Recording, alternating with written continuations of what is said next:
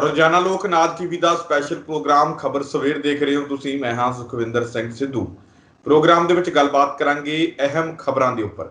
ਗੱਲਬਾਤ ਸਭ ਤੋਂ ਪਹਿਲਾਂ ਕਿਸਾਨ ਅੰਦੋਲਨ ਨੂੰ ਲੈ ਕੇ ਕਿ ਕਿਸਾਨ ਅੰਦੋਲਨ ਹੁਣ ਜਲਦ ਖਤਮ ਹੋ ਸਕਦਾ ਹੈ, ਕਿਉਂਕਿ ਦੱਸਿਆ ਜਾ ਰਿਹਾ ਹੈ ਕਿ ਕਿਸਾਨਾਂ ਦੀਆਂ ਵਾਜਬ ਮੰਗਾਂ ਦੇ ਉੱਪਰ ਸਰਕਾਰ ਦੀ ਸਹਿਮਤੀ ਬਣ ਗਈ ਹੈ ਤੇ ਹੁਣ ਜਲਦ ਹੀ ਇਹ ਕਿਸਾਨ ਅੰਦੋਲਨ ਖਤਮ ਹੋ ਸਕਦਾ ਹੈ। ਕਿੱਥੋਂ ਇਹ ਖਬਰ ਆਈ ਹੈ ਤੇ ਹੋਰ ਕੀ ਕੁਝ ਕਹਿ ਰਹੀ ਹੈ ਸਰਕਾਰ ਇਸ ਪੂਰੇ ਮਾਮਲੇ ਤੇ ਤੁਹਾਨੂੰ ਵਿਸਤਾਰਪੂਰਵਕ ਦੱਸਾਂਗੇ ਤੇ ਉਸ ਤੋਂ ਬਾਅਦ ਗੱਲਬਾਤ ਕਰਾਂਗੇ ਕਿ ਅੱਜ ਇੱਕ ਵਿਧਾਇਕਾਂ ਦੀ ਮੀਟਿੰਗ ਹੈ ਕੈਪਟਨ ਅਮਰਿੰਦਰ ਸਿੰਘ ਦੇ ਨਾਲ, ਉਸ ਤੇ ਨਜ਼ਰ ਬਣੀ ਰਹੇਗੀ। ਅੱਜ ਕੀ ਕੁਝ ਗੱਲਬਾਤ ਇਸ ਮੀਟਿੰਗ ਦੇ ਵਿੱਚ ਹੋ ਸਕਦੀ ਹੈ ਕਿ ਨਾਰਾਜ਼ ਵਿਧਾਇਕ ਆਪਣੀ ਨਾਰਾਜ਼ਗੀ ਇਸ ਦੇ ਵਿੱਚ ਦਿਖਾ ਸਕਦੇ ਆ। ਇੱਕ ਹੀ ਮੀਟਿੰਗ ਇਹਦੇ ਵਿੱਚ ਤਲਖੀ ਭਰੀ ਅੰਦਾਜ਼ ਦੇ ਵਿੱਚ, ਜਿਵੇਂ ਪਹਿਲਾਂ ਮੀਟਿੰਗਾਂ ਦੇ ਵਿੱਚ ਕੁਝ ਤਲਖੀ ਹੋਈ ਸੀ ਮੰਤਰੀਆਂ ਤੇ ਜਿਹੜੇ ਕੈਪਟਨ ਅਮਰਿੰਦਰ ਸਿੰਘ ਦੇ ਵਿਚਕਾਰ, ਕੀ ਇਸ ਵਾਰ ਵੀ ਕੋਈ ਤਲਖੀ ਦੀ ਸੰਭਾਵਨਾ ਬਣੀ ਹੋਈ ਹੈ? ਕਿਉਂਕਿ ਬਹੁਤ ਸਾਰੇ ਵਿਧਾਇਕ ਨਾਰਾਜ਼ ਨੇ ਅਤੇ ਮੀਟਿੰਗਾਂ ਵੀ ਆਪਸ ਦੇ ਵਿੱਚ ਕਰਦੇ ਆ ਰਹੇ ਨੇ ਤੇ ਅੱਜ ਇਸ ਲਈ ਮੀਟਿੰਗ ਦੇ ਵਿੱਚ ਕੀ ਕੁਝ ਹੋ ਸਕਦਾ ਹੈ ਉਹ ਵੀ ਤੁਹਾਨੂੰ ਦੱਸਾਂਗੇ। ਤੇ ਉਸ ਤੋਂ ਬਾਅਦ 2 ਜੂਨ ਨੂੰ ਮੀਟਿੰਗ ਕੈਪਟਨ ਅਮਰਿੰਦਰ ਸਿੰਘ ਨੇ ਮੰਤਰੀਆਂ ਦੀ ਵੀ ਬੁਲਾਈ ਹੈ, ਉਹ ਕਿਸ ਆਧਾਰ ਤੇ ਬੁਲਾਈ ਹੈ? ਕਿਉਂਕਿ ਪਹਿਲਾਂ ਇਹ ਮੀਟਿੰਗ ਵਿਧਾਇਕਾਂ ਦੀ ਤੇ ਉਸ ਤੋਂ ਬਾਅਦ ਮੰਤਰੀਆਂ ਦੀ ਮੀਟਿੰਗ, ਤੇ ਕਿਸ ਤਰੀਕੇ ਦੇ ਨਾਲ ਆਪਸ ਦੇ ਵਿੱਚ ਇਹ ਮੇਲ ਖਾਂਦੀ ਹੈ, ਕਿਵੇਂ ਇਹ ਆਪਸ ਦੇ ਵਿੱਚ ਕੜੀਆਂ ਜੋੜਦੀ ਹੈ, ਕੀ ਕੁਝ ਖਾਸ ਕਰਨਾ ਚਾਹੁੰਦੇ ਨੇ ਕੈਪਟਨ ਅਮਰਿੰਦਰ ਸਿੰਘ, ਇਹ ਵੀ ਤੁਹਾਨੂੰ ਦੱਸਾਂਗੇ। ਤਾਂ ਉੱਥੇ ਹੀ ਚਰਚਾ ਸੁਖਪਾਲ ਸਿੰਘ ਖਹਿਰਾ ਦੇ ਬਾਰੇ ਵੀ ਹੈ ਕਿ ਖਹਿਰਾ ਦਾ ਕਾਂਗਰਸ ਦੇ ਵਿੱਚ ਜਾਣਾ ਤੈਅ ਹੋ ਗਿਆ। ਬੇਸ਼ੱਕ ਕੱਲ ਜਿਹੜੇ ਸੁਖਪਾਲ ਸਿੰਘ ਖਹਿਰਾ ਉਹਨਾਂ ਦੇ ਵੱਲੋਂ ਇਹ ਗੱਲ ਕਹੀ ਗਈ ਸੀ ਕਿ ਭਾਈ ਜਦੋਂ ਮੈਂ ਕਾਂਗਰਸ ਜਾਊਂਗਾ ਤੇ ਮੈਂ ਦੱਸ ਕੇ ਜਾਊਂਗਾ, ਪਰ ਫਿਰ ਵੀ ਇਹ ਗੱਲ ਕਹੀ ਜਾ ਰਹੀ ਹੈ ਕਿ ਜਲਦ ਹੀ ਖਹਿਰਾ ਕਾਂਗਰਸ ਦੇ ਵਿੱਚ ਸ਼ਾਮਿਲ ਹੋ ਜਾਣਗੇ। ਕਿਉਂ ਇਹ ਗੱਲ ਖਹਿਰਾ ਦੇ ਇਸ ਖਬਰ ਨੂੰ ਨਕਾਰਨ ਦੇ ਬਾਵਜੂਦ ਵੀ ਕਹੀ ਜਾ ਰਹੀ ਹੈ? ਕਿਉਂਕਿ ਖਹਿਰਾ ਜਿਹੜੇ ਹੈ ਉਹਨਾਂ ਦੇ ਵੱਲੋਂ ਇਨਕਾਰ ਵੀ ਨਹੀਂ ਕੀਤਾ ਗਿਆ, ਮੁਨਕਰ ਵੀ ਨਹੀਂ ਹੋਇਆ ਗਿਆ ਉਹਨਾਂ ਦੇ ਵੱਲੋਂ। ਇਸ ਲਈ ਜਿਹੜੀਆਂ ਇਹ ਖਬਰਾਂ ਸਾਹਮਣੇ ਆ ਰਹੀਆਂ ਨੇ ਤੇ ਇਹ ਠੋਸ ਜਿਹੜੇ ਸੂਤਰ ਨੇ ਕਾਂਗਰਸ ਦੇ ਉਹ ਵੀ ਦੱਸਦੇ ਨੇ, ਤੇ ਖਾਸ ਜਿਹੜੇ ਸੁਖਪਾਲ ਸਿੰਘ ਖਹਿਰਾ ਦੇ ਬੰਦੇ ਨੇ ਉਹ ਵੀ ਦੱਸ ਰਹੇ ਨੇ ਕਿ ਰਾਹੁਲ ਗਾਂਧੀ, ਪ੍ਰਿਯੰਕਾ ਗਾਂਧੀ, ਸੋਨੀਆ ਗਾਂਧੀ ਦੇ ਵੱਲੋਂ ਹਰੀ ਝੰਡੀ ਮਿਲ ਗਈ ਹੈ ਤੇ ਜਲਦ ਹੀ ਸੁਖਪਾਲ ਸਿੰਘ ਖਹਿਰਾ ਜਿਹੜੇ ਆਮ ਆਦਮੀ ਪਾਰਟੀ ਦੇ ਜਿਹੜੇ ਵਿਧਾਇਕ ਸੀਗੇ ਉਹ ਹੁਣ ਕਾਂਗਰਸ ਦੇ ਵਿੱਚ ਸ਼ਾਮਿਲ ਹੋ ਸਕਦੇ ਆ। ਉਹ ਵੀ ਤੁਹਾਨੂੰ ਠੋਸ ਸਬੂਤਾਂ ਦੇ ਰਾਹੀਂ ਦੱਸਾਂਗੇ ਕਿ ਕਿਸ ਤਰੀਕੇ ਦੇ ਨਾਲ ਇਹ ਖਬਰਾਂ ਨਿਕਲ ਕੇ ਸਾਹਮਣੇ ਆ ਰਹੀਆਂ ਨੇ। ਇਹਨਾਂ ਖਬਰਾਂ ਤੇ ਵਿਚਾਰ ਚਰਚਾ ਲਈ ਮੇਰੇ ਨਾਲ ਮੌਜੂਦ ਰਹਿਣਗੇ ਡਾਕਟਰ ਭੀਮਿੰਦਰ ਸਿੰਘ ਜੀ। ਸਭ ਤੋਂ ਪਹਿਲਾਂ ਉਹਨਾਂ ਨੂੰ ਸਵਾਗਤ ਕਰਦੇ ਹਾਂ। ਡਾਕਟਰ ਸਾਹਿਬ, ਸਵਾਗਤ ਹੈ ਪ੍ਰੋਗਰਾਮ ਵਿੱਚ। ਬਹੁਤ-ਬਹੁਤ ਸ਼ੁਕਰੀਆ, ਮਿਹਰਬਾਨੀ, ਧੰਨਵਾਦ ਸੁਖਵਿੰਦਰ ਜੀ। ਡਾਕਟਰ ਸਾਹਿਬ, ਗੱਲ ਪਹਿਲਾਂ ਸੁਖਪਾਲ ਸਿੰਘ ਖਹਿਰਾ ਤੋਂ ਮੈਂ ਕਹਿਣਾ ਵੀ ਆਪਾਂ ਸ਼ੁਰੂ ਕਰੀਏ, ਕਿਉਂਕਿ ਜੀ ਇਹ ਅਹਿਮ ਖਬਰ ਹੈ। ਤੇ ਕਿਵੇਂ ਦੇਖਦੇ ਹੋ? ਸੁਖਪਾਲ ਸਿੰਘ ਖਹਿਰਾ ਕਹਿੰਦੇ ਜਲਦ ਹੀ ਕਾਂਗਰਸ ਦੇ ਵਿੱਚ ਸ਼ਾਮਿਲ ਹੋ ਸਕਦੇ ਆ। ਬੇਸ਼ੱਕ ਉਹਨਾਂ ਦੇ ਵੱਲੋਂ ਇਹ ਗੱਲ ਕਹੀ ਗਈ ਹੋਵੇ ਕਿ ਭਾਈ ਮੈਨੂੰ ਕੋਈ ਕਿਤੇ ਕਿਹੜੀ ਪਾਰਟੀ 'ਚ ਭੇਜ ਦਿੰਦਾ, ਕਿਤੇ ਕਿਹੜੀ ਪਾਰਟੀ 'ਚ, ਪਰ ਜਦੋਂ ਮੈਂ ਸ਼ਾਮਿਲ ਹੋਊਂਗਾ ਮੈਂ ਤੁਹਾਨੂੰ ਦੱਸੂਗਾ। ਪਰ ਫਿਰ ਵੀ ਖਬਰਾਂ ਜ਼ੋਰਾਂ ਤੇ ਹੈ। ਸੁਖਪਾਲ ਸਿੰਘ ਖਹਿਰਾ ਦੇ ਜਿਹੜੇ ਨੇੜਲੇ ਸਾਥੀ ਵੀ ਦੱਸ ਰਹੇ ਨੇ ਕਿ ਹਾਈ ਕਮਾਨ ਦੇ ਵੱਲੋਂ ਹਰੀ ਝੰਡੀ ਮਿਲ ਗਈ ਹੈ। ਹਰੀਸ਼ ਰਾਵਤ ਦੀ ਜਿਹੜੀ ਕਹਿੰਦੇ ਵੇਟ ਆ ਜਲਦ ਸ਼ਾਮਿਲ ਹੋ ਜਾਣਗੇ। ਕਿਵੇਂ ਦੇਖਦੇ ਸੁਖਵਿੰਦਰ ਜੀ? ਸੁਖਪਾਲ ਸਿੰਘ ਖਹਿਰਾ ਆਮ ਆਦਮੀ ਪਾਰਟੀ ਦੇ ਕਿਸੇ ਵੇਲੇ ਵੱਡੇ ਕੱਦ ਦੇ ਨੇਤਾ ਰਹੇ ਨੇ ਔਰ ਕਾਂਗਰਸ ਚੋਂ ਹੀ ਹੋਏ, ਉਹਨਾਂ ਨੇ ਜੁਆਇਨ ਕੀਤਾ ਸੀਗਾ ਕਿਸੇ ਵੇਲੇ, ਔਰ LOP leader Aam Aadmi party ਨੇ ਉਹਨਾਂ ਨੂੰ ਬਣਾਇਆ ਸੀਗਾ। ਇੱਕੋ ਇੱਕ ਅਹੁਦਾ ਆਮ ਆਦਮੀ ਪਾਰਟੀ ਕੋਲ ਸੀਗਾ ਉਸ ਵੇਲੇ, ਹੁਣ ਵੀ ਹੈ, ਕਿ LOP ਦਾ ਅਹੁਦਾ, ਜਿਹੜਾ ਕਿ ਮੈਨੂੰ ਲੱਗਦਾ ਕਿ ਕੈਬਨਿਟ ਮਿਨਿਸਟਰ ਦੇ ਬਰਾਬਰ ਅਹੁਦਾ ਹੁੰਦਾ, ਔਰ ਉਹਨਾਂ ਨੂੰ ਉਹ ਅਹੁਦਾ ਦਿੱਤਾ ਗਿਆ। ਔਰ ਉਸ ਤੋਂ ਬਾਅਦ ਉਹਨਾਂ ਨੇ ਇੱਕ ਇਲਜ਼ਾਮ ਬੜਾ ਵੱਡਾ ਲਾਇਆ ਸੀਗਾ, ਤੁਹਾਨੂੰ ਵੀ ਯਾਦ ਹੋਏਗਾ, ਦਰਸ਼ਕਾਂ ਨੂੰ ਵੀ ਯਾਦ ਹੋਏਗਾ, ਕਿ ਮੈਂ ਤਾਂ ਖੁਦ ਮੁਖਤਿਆਰੀ ਵਾਲੀ ਪਾਰਟੀ ਚਾਹੁੰਦਾ, ਕਿ ਖੁਦ ਮੁਖਤਿਆਰ ਪਾਰਟੀ ਨੂੰ ਜਿਹੜਾ ਹੈਗਾ, ਕੋਈ ਵੀ ਪਾਰਟੀ ਜਿਹੜੀ ਹੈਗੀ ਹੈ ਉਹਨੂੰ ਖੁਦ ਮੁਖਤਿਆਰ ਹੋਣਾ ਚਾਹੀਦਾ ਤਾਂ ਕਿ ਉਹ ਆਪਣੇ ਫੈਸਲੇ ਜਿਹੜੇ ਹੈਗੇ ਆਪ ਲਵੇ। ਖਾਸ ਤੌਰ ਤੇ ਪੰਜਾਬ ਨਾਲ ਸੰਬੰਧਿਤ ਜਿਹੜੀਆਂ ਵੱਖ-ਵੱਖ ਪਾਰਟੀਆਂ ਦੀਆਂ ਉਹਨਾਂ ਨੇ ਜ਼ਿਕਰ ਵੀ ਕੀਤਾ ਸੀਗਾ। ਔਰ ਇੱਥੋਂ ਤੱਕ ਕਾਂਗਰਸ ਨੂੰ ਤਾਂ ਉਹਨਾਂ ਨੇ ਬਹੁਤ ਕੁਝ, ਤੁਹਾਨੂੰ ਵੀ ਯਾਦ ਹੋਏਗਾ, ਜਦੋਂ ਉਹ LOP ਸੀ ਜਾਂ LOP ਨਹੀਂ ਵੀ ਸੀ ਤਾਂ ਉਹ ਕੈਪਟਨ ਸਾਹਿਬ ਬਾਰੇ, ਕਾਂਗਰਸ ਬਾਰੇ ਬੜੀਆਂ ਜਿਹੜੀਆਂ ਨੇ ਹੋਰ ਤਰ੍ਹਾਂ ਦੀਆਂ ਗੱਲਾਂ ਉਹਨਾਂ ਨੇ ਵਿਰੋਧ ਦੇ ਵਿੱਚ ਗੱਲਾਂ ਕੀਤੀਆਂ ਸੀਗੀਆਂ ਔਰ ਲੋਕਾਂ ਨੇ ਉਹਨਾਂ ਦਾ ਸਮਰਥਨ ਵੀ ਉਸ ਵੇਲੇ ਕੀਤਾ ਸੀਗਾ। ਪਰ ਹੁਣ ਸਵਾਲ ਪੈਦਾ ਹੁੰਦਾ ਹੈ, ਜਿਵੇਂ ਅਖਬਾਰਾਂ ਦੇ ਵਿੱਚ ਖਬਰਾਂ ਆ ਰਹੀਆਂ ਨੇ ਕਿ ਕਾਂਗਰਸ ਦੇ ਵਿੱਚ ਉਹ ਜਾਣਾ ਚਾਹੁੰਦੇ ਨੇ ਔਰ ਹਾਈ ਕਮਾਂਡ ਕਾਂਗਰਸ ਦੀ ਜਿਹੜੀ ਹੈਗੀ ਹੈ ਉਹ ਉਹਨਾਂ ਨੂੰ ਲੈ ਕੇ ਆਉਣਾ ਚਾਹੁੰਦੀ ਹੈ। ਹੁਣ ਸਵਾਲ ਇਹ ਪੈਦਾ ਹੁੰਦਾ ਕਿ ਕੀ ਕਾਂਗਰਸ ਖੁਦ ਮੁਖਤਿਆਰ ਪਾਰਟੀ ਹੈ? ਇਹਦੀ ਜਿਹੜੀ ਕੁੰਜੀ ਹੈ ਉਹ ਸੈਂਟਰ ਦੀ ਜਿਹੜੀ ਹਾਈ ਕਮਾਂਡ ਹੈ ਉੱਥੇ ਨਹੀਂ ਹੈ? ਕਿ ਹੁਣ ਉਹਨਾਂ ਨੂੰ ਰਾਹੁਲ ਗਾਂਧੀ, ਪ੍ਰਿਯੰਕਾ ਗਾਂਧੀ, ਹਰੀਸ਼ ਰਾਵਤ ਹੋਰਾਂ ਨਾਲ ਗੱਲ ਨਹੀਂ ਕਰਨੀ ਪੈ ਰਹੀ? ਸਵਾਲ ਇਹ ਬੁਨਿਆਦੀ ਹੈ ਕਿ ਜਿਸ ਵਿਚਾਰਧਾਰਾ ਬਾਰੇ, ਜਿਸ ਸੋਚ ਨੂੰ ਲੈ ਕੇ ਉਹ ਆਮ ਆਦਮੀ ਪਾਰਟੀ ਉਹਨਾਂ ਨਾਲ ਇਕਰਾਰ ਪੈਦਾ ਹੋਈ, ਖਾਮੀਆਂ ਕੱਢੀਆਂ ਜਾ ਰਹੀਆਂ ਸੀ ਕਿ ਉਹ ਖਾਮੀਆਂ ਹੁਣ ਕਾਂਗਰਸ ਦੇ ਵਿੱਚ ਨਹੀਂ ਨੇ। ਇਹੀ ਗੱਲਾਂ, ਇਹੀ ਲੋਕ ਉਹਨਾਂ ਤੋਂ ਸਵਾਲ ਪੁੱਛਣਗੇ ਅੱਜ ਕਿ ਜਿਸ ਪਾਰਟੀ 'ਚ ਉਹ ਜਾਣਾ ਚਾਹੁੰਦੇ ਨੇ, ਜਿਸ ਪਾਰਟੀ ਵੱਲ ਉਹ ਇਸ਼ਾਰਾ ਹੋ ਰਿਹਾ ਉਹਨਾਂ ਦਾ ਜਾਣ ਦਾ, ਕੀ ਉਹ ਖੁਦ ਮੁਖਤਿਆਰ ਪਾਰਟੀ ਹੈ, ਕੀ ਉਹ ਪੰਜਾਬ ਦੇ ਫੈਸਲੇ ਜਿਹੜੇ ਨੇ ਪੰਜਾਬ ਨੂੰ ਅੱਗੇ ਲਿਜਾਣ ਦੇ ਕੀ ਉਹ ਖੁਦ ਕਰਦੀ ਹੈ। ਸੋ ਮੇਰਾ ਕਹਿਣ ਦਾ ਮਤਲਬ ਹੈ ਕਿ ਖਹਿਰਾ ਸਾਹਿਬ ਨੂੰ ਇਹਨਾਂ ਗੱਲਾਂ ਬਾਰੇ ਸੋਚਣਾ ਚਾਹੀਦਾ। ਜੇ ਅੱਜ ਉਹ ਦੂਸਰੀਆਂ ਪਾਰਟੀਆਂ 'ਚ ਜਾਣਾ ਚਾਹੁੰਦੇ, ਜਿਵੇਂ ਉਹਨਾਂ ਨੇ ਕਿਹਾ ਕਿ ਮੈਨੂੰ ਕਿਸੇ ਪਾਰਟੀ 'ਚ ਕਦੇ ਕਿਸੇ ਵੱਲ ਭੇਜ ਦਿਓ, ਇਹਦਾ ਮਤਲਬ ਇਹੀ ਹੈ ਕਿ ਸੁਖਪਾਲ ਸਿੰਘ ਖਹਿਰਾ ਜਿਹੜੇ ਨੇ ਹਜੇ ਤੱਕ ਉਹ ਸਟੇਬਲ ਨਹੀਂ ਹੈਗੇ, ਹਜੇ ਤੱਕ ਉਹ ਫੈਸਲਾ ਨਹੀਂ ਕਰ ਸਕੇ ਕਿ ਮੈਂ ਕਿਹੜੀ ਪਾਰਟੀ ਜਾਣਾ ਜਾਂ ਆਮ ਆਦਮੀ ਪਾਰਟੀ 'ਚ ਰਹਿਣਾ ਹੈ। ਸੋ ਮੈਨੂੰ ਲੱਗਦਾ ਹੈ ਕਿ ਖਹਿਰਾ ਸਾਹਿਬ ਦਾ, ਕਿਉਂਕਿ ਉਹ ਪੋਲੀਟੀਕਲ ਬੰਦੇ ਨੇ, ਉਹਨਾਂ ਨੂੰ ਬਹੁਤ ਸੋਚ ਸਮਝ ਕੇ ਜਿਹੜਾ ਹੈਗਾ ਫੈਸਲਾ ਲੈਣਾ ਚਾਹੀਦਾ। ਔਰ ਜਿਵੇਂ ਉਹਨਾਂ ਦੀ ਸੋਚ ਹੈ, ਮੈਨੂੰ ਇਹ ਲੱਗਦਾ ਹੈ ਕਿ ਉਹ ਖੁਦ ਮੁਖਤਿਆਰ ਹੋਣਾ ਚਾਹੁੰਦੇ ਨੇ। ਜਾਂ ਤਾਂ ਉਹਨਾਂ ਨੂੰ ਇੱਕ ਆਪਣੀ ਵੱਖਰੀ ਪਾਰਟੀ, ਖੁਦ ਮੁਖਤਿਆਰੀ ਵਾਲੀ ਪਾਰਟੀ ਬਣਾ ਲੈਣੀ ਚਾਹੀਦੀ ਹੈ, ਤਾਂ ਕਿ ਉਹ ਪੰਜਾਬ ਬਾਰੇ, ਪੰਜਾਬ ਦੀ ਖੁਸ਼ਹਾਲੀ ਬਾਰੇ, ਬਿਲਕੁਲ ਹਾਂ, ਪਰ ਉਹ ਚੱਲੀ ਨਹੀਂ ਹੈ। ਜਾਂ ਤਾਂ ਦੇਖੋ ਤੁਸੀਂ, ਪਤਾ ਕੀ ਹੁੰਦਾ ਸੁਖਵਿੰਦਰ ਜੀ, ਕਿ ਪਾਰਟੀ ਨੂੰ ਤੁਸੀਂ ਇਹ ਨਹੀਂ ਹੈ ਵੀ 2 ਮਹੀਨਿਆਂ ਦੇ ਵਿੱਚ ਹੀ, 4 ਮਹੀਨੇ, 6 ਮਹੀਨੇ, ਸਾਲ ਦੇ ਵਿੱਚ ਹੀ ਕਹੋ ਕਿ ਪਾਰਟੀ ਜਿਹੜੀ ਹੈਗੀ ਹੈ ਪੰਜਾਬ ਦੇ ਵਿੱਚ ਸੱਤਾ ਹਾਸਲ ਕਰ ਲਈ। ਏਦਾਂ ਨਹੀਂ ਹੁੰਦਾ। ਪਾਰਟੀ ਨੂੰ ਬਣਾਈ ਰੱਖਣਾ ਬਹੁਤ ਜ਼ਰੂਰੀ ਹੈ। ਪਾਰਟੀ ਨੂੰ ਬਣਾ ਕੇ ਲਗਾਤਾਰ ਸੰਘਰਸ਼ ਕਰਨਾ, ਪੰਜਾਬ ਦੇ ਮੁੱਦਿਆਂ ਦੇ ਉੱਤੇ ਸੰਘਰਸ਼ ਕਰਨਾ, ਇਹਦੇ ਲਈ ਤੁਹਾਡੀ ਕੰਟੀਨਿਊਟੀ, ਲਗਾਤਾਰਤਾ ਦੀ ਲੋੜ ਹੁੰਦੀ ਹੈ, ਸੰਘਰਸ਼ਾਂ ਦੀ ਲੋੜ ਹੁੰਦੀ ਹੈ। ਪਰ ਉਹ ਕਿਤੇ ਨਾ ਕਿਤੇ ਸੰਘਰਸ਼ਾਂ ਤੋਂ ਭੱਜਦੇ ਨਜ਼ਰ ਆ ਰਹੇ ਨੇ। ਕੰਟੀਨਿਊਟੀ ਜਿਹੜੀ ਹੈਗੀ ਉਹ ਸਬਰ ਸੰਦੋਖ ਜਿਹੜਾ ਹੈਗਾ ਰੱਖਣਾ ਨਹੀਂ ਚਾਹੁੰਦੇ, ਇੱਕਦਮ ਜਿਹੜਾ ਹੈਗਾ ਰਿਜ਼ਲਟ ਚਾਹੁੰਦੇ ਨੇ।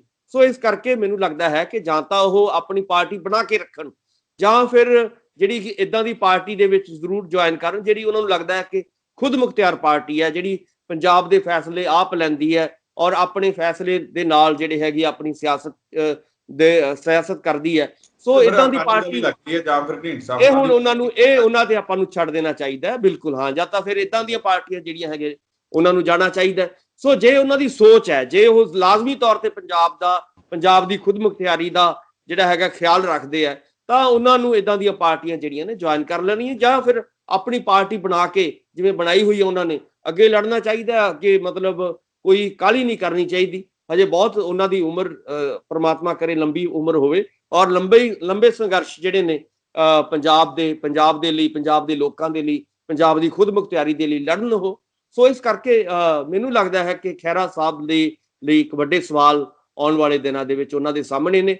ਸੋ ਉਹਨਾਂ ਦਾ ਫੈਸਲਾ, ਉਹਨਾਂ ਦਾ ਨਿੱਜੀ ਫੈਸਲਾ ਹੋਏਗਾ, ਕੀ ਕਰਦੇ ਨੇ ਕੀ ਨਹੀਂ ਕਰਦੇ। ਪਰ ਜਿੱਥੋਂ ਤੱਕ ਕਾਂਗਰਸ ਪਾਰਟੀ ਦਾ ਜਿਹੜੀਆਂ ਖਬਰਾਂ ਆ ਰਹੀਆਂ ਨੇ, ਮੈਨੂੰ ਨਹੀਂ ਲੱਗਦਾ ਕਿ ਕਾਂਗਰਸ ਪਾਰਟੀ ਕੋਈ ਖੁਦ ਮੁਖਤਿਆਰ ਪਾਰਟੀ ਹੈ, ਕਿਉਂਕਿ ਉੱਪਰੋਂ ਤੁਸੀਂ ਆਪ ਹੀ ਜਿਹੜੀ ਉਸ ਨਿਊਜ਼ ਦੀ ਆਪਾਂ ਗੱਲ ਕਰ, ਜਿਸ ਤਰੀਕੇ ਦੇ ਨਾਲ ਏਡੇ ਵੱਡੇ ਕੱਦ ਦੇ ਨੇਤਾ ਤੇ ਉਹਨਾਂ ਦੇ ਮੌਜੂਦਾ ਮੁੱਖ ਮੰਤਰੀ ਜਿਹੜੇ ਕੈਪਟਨ ਅਮਰਿੰਦਰ ਸਿੰਘ ਤੇ ਨਵਜੋਤ ਸਿੰਘ ਸਿੱਧੂ ਤੇ ਹੋਰ ਬਹੁਤ ਸਾਰੇ ਲੀਡਰਾਂ ਦੀ ਆਪਸੀ ਜਿਹੜੀ ਖਿੱਚੋਤਾਣ ਚੱਲ ਰਹੀ ਹੈ, ਉਹ ਸਾਰਿਆਂ ਦੀ ਸਾਰੇ ਜੇਕਰ ਟੇਕ ਲੱਗੀ ਹੋਈ ਹੈ ਤਾਂ ਉਹ ਫਿਰ ਹਾਈ ਕਮਾਂਡ ਦੇ ਵੱਲ ਲੱਗੀ ਹੈ। ਜਿਸ ਤੋਂ ਹੈ ਕਿ ਜੇਕਰ ਛੋਟੇ ਤੋਂ ਛੋਟਾ ਪ੍ਰਧਾਨ ਵੀ ਬਣਾਉਣਾ, ਉਹਦੀ ਵੀ ਮਨਜ਼ੂਰੀ ਜਿਹੜੀ ਹਾਈ ਕਮਾਂਡ ਤੋਂ ਲੈਣੀ ਪੈਂਦੀ ਹੈ। ਜੀ। ਸੋ ਇੱਥੇ ਕਿਵੇਂ ਫਿੱਟ ਹੁੰਦੇ ਨੇ ਉਹ, ਆਪਣੀ ਸੋਚ ਨੂੰ ਕਿਵੇਂ ਬਦਲਦੇ ਨੇ, ਇਹ ਹੁਣ ਸਮਾਂ ਦੱਸੇਗਾ। ਪਰ ਜੇ ਉਹ ਇਸ ਗੱਲਾਂ ਤੋਂ ਪਲਟਣਾ ਪਏਗਾ ਸੁਖਪਾਲ ਸਿੰਘ ਖਹਿਰਾ ਨੂੰ, ਜਿਹੜੀਆਂ ਪਹਿਲਾਂ ਕਹਿੰਦੇ। ਬਿਲਕੁਲ ਇਸ ਪਾਰਟੀ ਚ ਜਾਣ ਲਈ ਆਉਣ ਵਾਲੇ ਸਮੇਂ ਦੇ ਵਿੱਚ ਸੁਖਪਾਲ ਸਿੰਘ ਖਹਿਰਾ ਨੂੰ ਲੋਕਾਂ ਦੀਆਂ ਇਹੀ ਗੱਲਾਂ ਦਾ ਜਿਹੜਾ ਜਵਾਬ ਦੇਣਾ ਔਖਾ ਹੋ ਜਾਊਗਾ। ਜੀ ਬਿਲਕੁਲ, ਮੈਂ ਇਹੀ ਕਹਿਣਾ ਚਾਹੁੰਦਾ ਕਿ ਜੇ ਤਾਂ ਉਹ ਦੇਖੋ ਪੁਰਾਣੀਆਂ ਗੱਲਾਂ ਤੇ ਖੜੇ ਰਹਿਣਗੇ ਕਿ ਮੈਨੂੰ ਖੁਦ ਮੁਖਤਿਆਰੀ ਵਾਲੀ ਪਾਰਟੀ ਚਾਹੀਦੀ ਹੈ ਔਰ ਪੰਜਾਬ ਦੇ ਮੁੱਦੇ ਅਸੀਂ ਖੁਦ ਉਠਾਵਾਂਗੇ, ਤਾਂ ਫਿਰ ਉਹਨਾਂ ਨੂੰ ਦੇਖੋ, ਕਾਂਗਰਸ ਜਿਹੜੀ ਇਸ ਵੇਲੇ ਹਾਈ ਕਮਾਂਡ ਦੇ ਅਧੀਨ ਹੈ। ਇਸ ਵੇਲੇ ਆਪਾਂ ਨੂੰ ਪਤਾ ਹੀ ਹੈ ਕਿ ਕਾਂਗਰਸ ਦਾ ਜੋ ਹਾਲ ਹੋ ਰਿਹਾ ਹੈ, ਔਰ ਉਹ ਇਸੇ ਕਰਕੇ ਹੋ ਰਿਹਾ ਕਿ ਕੋਈ ਹਾਈ ਕਮਾਂਡ ਜਿਹੜੀ ਹੈਗੀ ਹੈ ਉਹ ਕੋਈ ਇੰਟਰਫੀਰੈਂਸ ਉਸ ਕਿਸਮ ਦੇ ਨਾਲ, ਜਾਂ ਜੇ ਆਪਾਂ ਸੋਚੀਏ ਕਿ ਹਾਈ ਕਮਾਂਡ ਦਾ ਇਸ਼ਾਰਾ ਉਡੀਕ ਰਹੇ ਨੇ, ਚਾਹੇ ਉਹ ਕੈਪਟਨ ਸਾਹਿਬ ਹੋਣ, ਚਾਹੇ ਉਹ ਨਵਜੋਤ ਸਿੱਧੂ ਹੋਣ, ਚਾਹੇ ਪ੍ਰਗਟ ਸਿੰਘ ਹੋਣ, ਚਾਹੇ ਪ੍ਰਤਾਪ ਬਾਜਵਾ ਹੋਣ, ਚਾਹੇ ਦੁੱਲੋ ਸਾਹਿਬ ਹੋਣ, ਜਾਂ ਕੋਈ ਹੋਰ ਜਿਹੜੇ ਵੱਡੇ ਲੀਡਰ ਹੋਣ ਕਾਂਗਰਸ ਦੇ, ਉਹ ਕਿਹਦੇ ਵੱਲ ਝਾਕ ਰਹੇ ਨੇ? ਹਾਈ ਕਮਾਂਡ ਵੱਲ। ਸੋ ਜੇ ਹਾਈ ਕਮਾਂਡ ਵਾਲੀ ਪਾਰਟੀ 'ਚ ਜਾਣਗੇ ਖਹਿਰਾ ਸਾਹਿਬ, ਤਾਂ ਲਾਜ਼ਮੀ ਤੌਰ ਤੇ ਉਹਨਾਂ ਨੂੰ ਇਸ ਅਨੁਸ਼ਾਸਨ 'ਚ ਤਾਂ ਵੱਜਣਾ ਪਏਗਾ, ਇਸ ਡਿਸਪਲਿਨ ਦੇ ਵਿੱਚ ਰਹਿਣਾ ਪਏਗਾ, ਤਾਂ ਹੀ ਉਹ ਕਾਂਗਰਸ ਦੇ ਵਿੱਚ ਰਹਿ ਕੇ ਕੋਈ ਜਿਹੜਾ ਹੈਗਾ ਆਪਣੀ ਘਰ ਵਾਪਸੀ ਕਰ ਸਕਦੇ ਆ। ਸੋ ਮੈਨੂੰ ਇਹ ਲੱਗਦਾ ਹੈ ਕਿ ਜੇ ਖਹਿਰਾ ਸਾਹਿਬ ਨੇ ਆਪਣਾ ਮਨ ਬਦਲ ਲਿਆ ਔਰ ਅਨੁਸ਼ਾਸਨ ਨੂੰ ਕਹਿ ਕੇ ਮੈਂ ਅਨੁਸ਼ਾਸਨ ਦੇ ਵਿੱਚ ਰਹਿ ਕੇ ਕਾਂਗਰਸ ਵਰਗੀ ਪਾਰਟੀ ਦੇ ਵਿੱਚ ਆ ਸਕਦਾ, ਤਾਂ ਉਹਨਾਂ ਨੂੰ ਮੈਨੂੰ ਲੱਗਦਾ ਕਿ ਜੀ ਆਇਆਂ ਨੂੰ ਆਖਣਗੇ ਕਾਂਗਰਸ ਵਾਲੇ। ਵਧੀਆ ਗੱਲ ਹੈ ਕਿ ਉਹ ਆਪਣੀ ਘਰ ਵਾਪਸੀ ਉਹਨਾਂ ਦੀ ਹੋ ਰਹੀ ਹੈ, ਅੱਛੀ ਗੱਲ ਹੈ ਜੀ। ਅਗਲੀ ਖਬਰ ਦੀ ਜੇਕਰ ਗੱਲ ਕਰੀਏ, ਕਹਿੰਦੇ ਕਿ ਕਿਸਾਨ ਅੰਦੋਲਨ ਹੁਣ ਜਲਦ ਖਤਮ ਹੋ ਸਕਦਾ। ਇੱਕ ਮੀਟਿੰਗ ਦੀ ਕਹਿੰਦੇ ਦੇਰ ਹੈ, ਤੇ ਉਧਰ ਕਹਿੰਦੇ ਸਰਕਾਰ ਨੇ ਵੀ ਕਿਸਾਨਾਂ ਦੀਆਂ ਵਾਜਿਬ ਮੰਗਾਂ ਦੇ ਉੱਪਰ ਕਹਿੰਦੇ ਕਿ ਸਹਿਮਤੀ ਬਣਾ ਦਿੱਤੀ ਹੈ। ਕਿੰਨੀ ਕੁ ਸੱਚਾਈ ਹੈ ਇਸ ਖਬਰ ਦੇ ਵਿੱਚ ਕਿ ਵਾਕਈ ਹੀ ਅੰਦੋਲਨ ਜਲਦ ਖਤਮ ਹੋ ਸਕਦਾ? ਕਿੱਥੋਂ ਇਹ ਖਬਰਾਂ ਨਿਕਲ ਕੇ ਸਾਹਮਣੇ ਆ ਰਹੀਆਂ? ਸੁਖਵਿੰਦਰ ਜੀ, ਕੱਲ ਆਪਾਂ ਜਿਹੜਾ ਪ੍ਰੋਗਰਾਮ ਕੀਤਾ ਸੀਗਾ ਉਹਦੇ ਵਿੱਚ, ਕਿਉਂਕਿ ਕੱਲ 6 ਮਹੀਨੇ ਪੂਰੇ ਹੋ ਚੁੱਕੇ ਸੀ 26 ਤਰੀਕ ਨੂੰ, ਤੋਂ ਕਿਸਾਨੀ ਅੰਦੋਲਨ ਨੇ ਬਹੁਤ ਵੱਡੀਆਂ ਜਿਹੜੀਆਂ ਨੇ ਮੱਲਾਂ ਮਾਰੀਆਂ ਨੇ ਇਹਨਾਂ 6 ਮਹੀਨਿਆਂ ਦੇ ਵਿੱਚ। ਕੱਲ ਵੀ ਆਪਾਂ ਇੱਕ ਇੱਕ ਕਰਕੇ ਗਿਣਾਇਆ ਸੀ, ਚਾਹੇ ਪੰਜਾਬ ਦੇ ਵਿੱਚ ਬੀਜੇਪੀ ਦਾ ਖਾਤਮਾ ਹੋਇਆ, ਹਰਿਆਣੇ ਦੇ ਵਿੱਚ ਇਸ ਵੇਲੇ ਤਲਵਾਰ ਲਟਕ ਰਹੀ ਹੈ, ਔਰ ਯੂਪੀ ਦੇ ਵਿੱਚ ਉਹਨਾਂ ਦੀ ਜਿਹੜੀਆਂ ਪੰਚਾਇਤ ਚੋਣਾਂ ਦੇ ਵਿੱਚ ਸੁਪੜਾ ਸਾਫ਼ ਹੋ ਗਿਆ ਹੈ। ਇਸੇ ਤਰ੍ਹਾਂ ਉੱਤਰਾਖੰਡ ਦੇ ਵਿੱਚ ਆਉਣ ਵਾਲੇ ਦਿਨਾਂ ਦੇ ਵਿੱਚ 22 ਦੇ ਵਿੱਚ ਬੀਜੇਪੀ ਸਰਕਾਰ ਉਲਟਣ ਦੀਆਂ ਸੰਭਾਵਨਾਵਾਂ ਪੈਦਾ ਹੋ ਚੁੱਕੀਆਂ ਨੇ। ਇਸੇ ਤਰ੍ਹਾਂ ਬੰਗਾਲ ਜਿਹੜਾ ਹੈਗਾ, ਬੰਗਾਲ ਦੇ ਵਿੱਚ ਕਿਸੇ ਵੇਲੇ ਆਪਾਂ ਨੂੰ ਲੱਗ ਰਿਹਾ ਸੀਗਾ ਕਿ ਮਮਤਾ ਦੇ ਵਿਰੋਧ ਦੇ ਵਿੱਚ, ਕਿਉਂਕਿ ਮਮਤਾ ਦਾ 10 ਸਾਲ ਦਾ ਪੀਰੀਅਡ ਰਿਹਾ ਸੀਗਾ, ਉਹਨਾਂ ਦੇ ਵਿਰੋਧ ਦੇ ਵਿੱਚ ਇੱਕ ਵੱਡੀ ਲਹਿਰ ਪੈਦਾ ਹੋ ਚੁੱਕੀ ਸੀ ਬੰਗਾਲ 'ਚ। ਪਰ ਜਦੋਂ ਕਿਸਾਨ ਉੱਥੇ ਚਲੇ ਗਏ, ਕਿਸਾਨ ਲੀਡਰਾਂ ਨੇ ਦੱਸਿਆ ਜਾ ਕੇ, ਲੋਕਾਂ ਨੂੰ ਸੱਚਾਈ ਦੱਸੀ, ਤਾਂ ਉੱਥੇ ਜਿਹੜਾ ਹੈਗਾ ਸਾਰਾ ਪਾਸਾ ਪਲਟ ਗਿਆ ਔਰ ਬੀਜੇਪੀ 77 ਸੀਟਾਂ ਦੇ ਵਿੱਚ ਸਿਮਟ ਗਈ। ਸੋ ਕਹਿਣ ਦਾ ਮਤਲਬ ਇਹ ਹੈ ਕਿ ਵੱਖ-ਵੱਖ ਸੂਬਿਆਂ ਦੇ ਵਿੱਚ ਜਦੋਂ ਹੁਣ ਆਉਣ ਵਾਲੇ ਦਿਨਾਂ ਦੇ ਵਿੱਚ ਬੀਜੇਪੀ ਦਾ ਵੱਡਾ ਨੁਕਸਾਨ ਹੋ ਰਿਹਾ ਹੈ, ਤਾਂ ਲਾਜ਼ਮੀ ਤੌਰ ਤੇ ਕੱਲ ਦਾ ਜਿਹੜਾ ਤੁਸੀਂ ਦੇਖੋਗੇ ਕਿ ਕੱਲ ਦਾ ਜਿਹੜਾ ਲੋਕਾਂ ਦਾ ਹੰਗਾਰਾ ਆਪਣਾ ਕਿਸਾਨਾਂ ਨੂੰ ਮਿਲਿਆ, ਤਾਂ ਉੱਥੋਂ ਬੀਜੇਪੀ ਦਾ ਜਿਹੜਾ ਹੈਗਾ ਕਿਤੇ ਨਾ ਕਿਤੇ ਸੰਘਰਸ਼ ਜਿਹੜਾ ਹੈਗਾ ਉਹ ਡਾਵਾਂਡੋਲ ਹੁੰਦਾ ਨਜ਼ਰ ਆ ਰਿਹਾ। ਉਹਨੂੰ ਲੱਗਦਾ ਕਿ ਹੁਣ ਕੱਲ ਬੱਚਾ ਪੂਰੇ ਮੁਲਕ ਦੇ ਵਿੱਚ, ਇਹ ਨਹੀਂ ਕਿ ਇਕੱਲੇ ਪੰਜਾਬ, ਹਰਿਆਣਾ ਜਾਂ ਉੱਤਰੀ ਭਾਰਤ ਦੇ ਵਿੱਚ, ਪੂਰੇ ਮੁਲਕ ਦੇ ਵਿੱਚ ਇਸ ਵਿਰੋਧ ਦਾ ਸਮਰਥਨ ਕੀਤਾ ਗਿਆ। ਲੋਕਾਂ ਨੇ ਕਾਲੇ ਝੰਡੇ ਆਪਣੇ ਘਰਾਂ ਦੇ ਉੱਤੇ ਲਗਾਏ, ਔਰ ਮੈਨੂੰ ਲੱਗਦਾ ਕਿ ਵਿਦੇਸ਼ਾਂ ਦੇ ਵਿੱਚ, ਇਸ ਤੋਂ ਇਲਾਵਾ ਵਿਦੇਸ਼ਾਂ ਦੇ ਵਿੱਚ ਵੀ ਬਹੁਤ ਵੱਡਾ ਵਿਰੋਧ ਜਿਹੜਾ ਹੈਗਾ ਬੀਜੇਪੀ ਦਾ ਹੋਇਆ। ਸੋ ਉੱਥੋਂ ਇਹ ਗੱਲ ਜਿਹੜੀ ਹੈਗੀ ਆ, ਬਹੁਤ ਵੱਡਾ ਪ੍ਰੈਸ਼ਰ ਹੈ ਇਸ ਵੇਲੇ ਬੀਜੇਪੀ ਦੇ ਉੱਤੇ। ਕੱਲ ਵੀ ਆਪਾਂ ਗੱਲ ਕੀਤੀ ਸੀਗੀ ਕਿ ਜਿੰਨੀ ਦੇਰ ਬੀਜੇਪੀ ਕਿਸਾਨਾਂ ਦੀਆਂ ਮੰਗਾਂ ਮੰਨ ਲੇਗੀ ਜਿੰਨੀ ਛੇਤੀ, ਉਨਾ ਹੀ ਬੀਜੇਪੀ ਦਾ ਫਾਇਦਾ ਹੋਏਗਾ, ਉਹ ਬਚ ਜੇਗੀ ਉਹਦਾ ਨੁਕਸਾਨ ਹੋਣਾ। ਪਰ ਜੇ ਇਹਨੂੰ ਲਟਕਾਏਗੀ ਮੰਗਾਂ ਨੂੰ, ਜਿਵੇਂ ਇੱਥੋਂ ਗੱਲਾਂ ਸਾਫ਼ ਹੋ ਰਹੀਆਂ ਨੇ, ਮੈਨੂੰ ਲੱਗਦਾ ਕਿ ਮੰਗਾਂ ਮੰਨਣ ਦੀ ਬਜਾਏ ਇਹ 3 ਕਾਲੇ ਕਾਨੂੰਨ ਜਿਹੜੇ ਨੇ ਉਹ ਵਾਪਸ ਲੈਣੇ ਚਾਹੀਦੇ ਨੇ। ਇਹਨੂੰ ਇਹ ਕਹਿ ਕੇ ਕਿ ਵੀ ਇਹਦੇ ਵਿੱਚ ਸੁਧਾਰ ਕਰ ਦਿੰਦੇ ਆ, ਇਹਦੇ ਵਿੱਚ ਤਰਮੀਮਾਂ ਕਰ ਦਿੰਦੇ ਆ, ਇਹ ਗੱਲਾਂ ਜਿਹੜੀਆਂ ਨੇ ਤਾਂ ਪਹਿਲਾਂ ਵੀ 11 ਜਿਹੜੀਆਂ ਮੀਟਿੰਗਾਂ ਹੋਈਆਂ ਨੇ ਉਹਦੇ ਵਿੱਚ ਹੁੰਦੀਆਂ ਰਹੀਆਂ ਨੇ। ਤਰਮੀਮਾਂ ਬਾਰੇ ਗੱਲ ਹੋ ਚੁੱਕੀ ਹੈ, ਔਰ ਇੱਥੋਂ ਤੱਕ ਵੀ ਗੱਲ ਹੋ ਚੁੱਕੀ ਹੈ ਕਿ 1.5 ਜਾਂ 2 ਸਾਲ ਦੇ ਲਈ ਅਸੀਂ ਇਹਨੂੰ ਅੱਗੇ ਪਾ ਦਾਂਗੇ ਕਾਲੇ ਕਾਨੂੰਨਾਂ ਨੂੰ।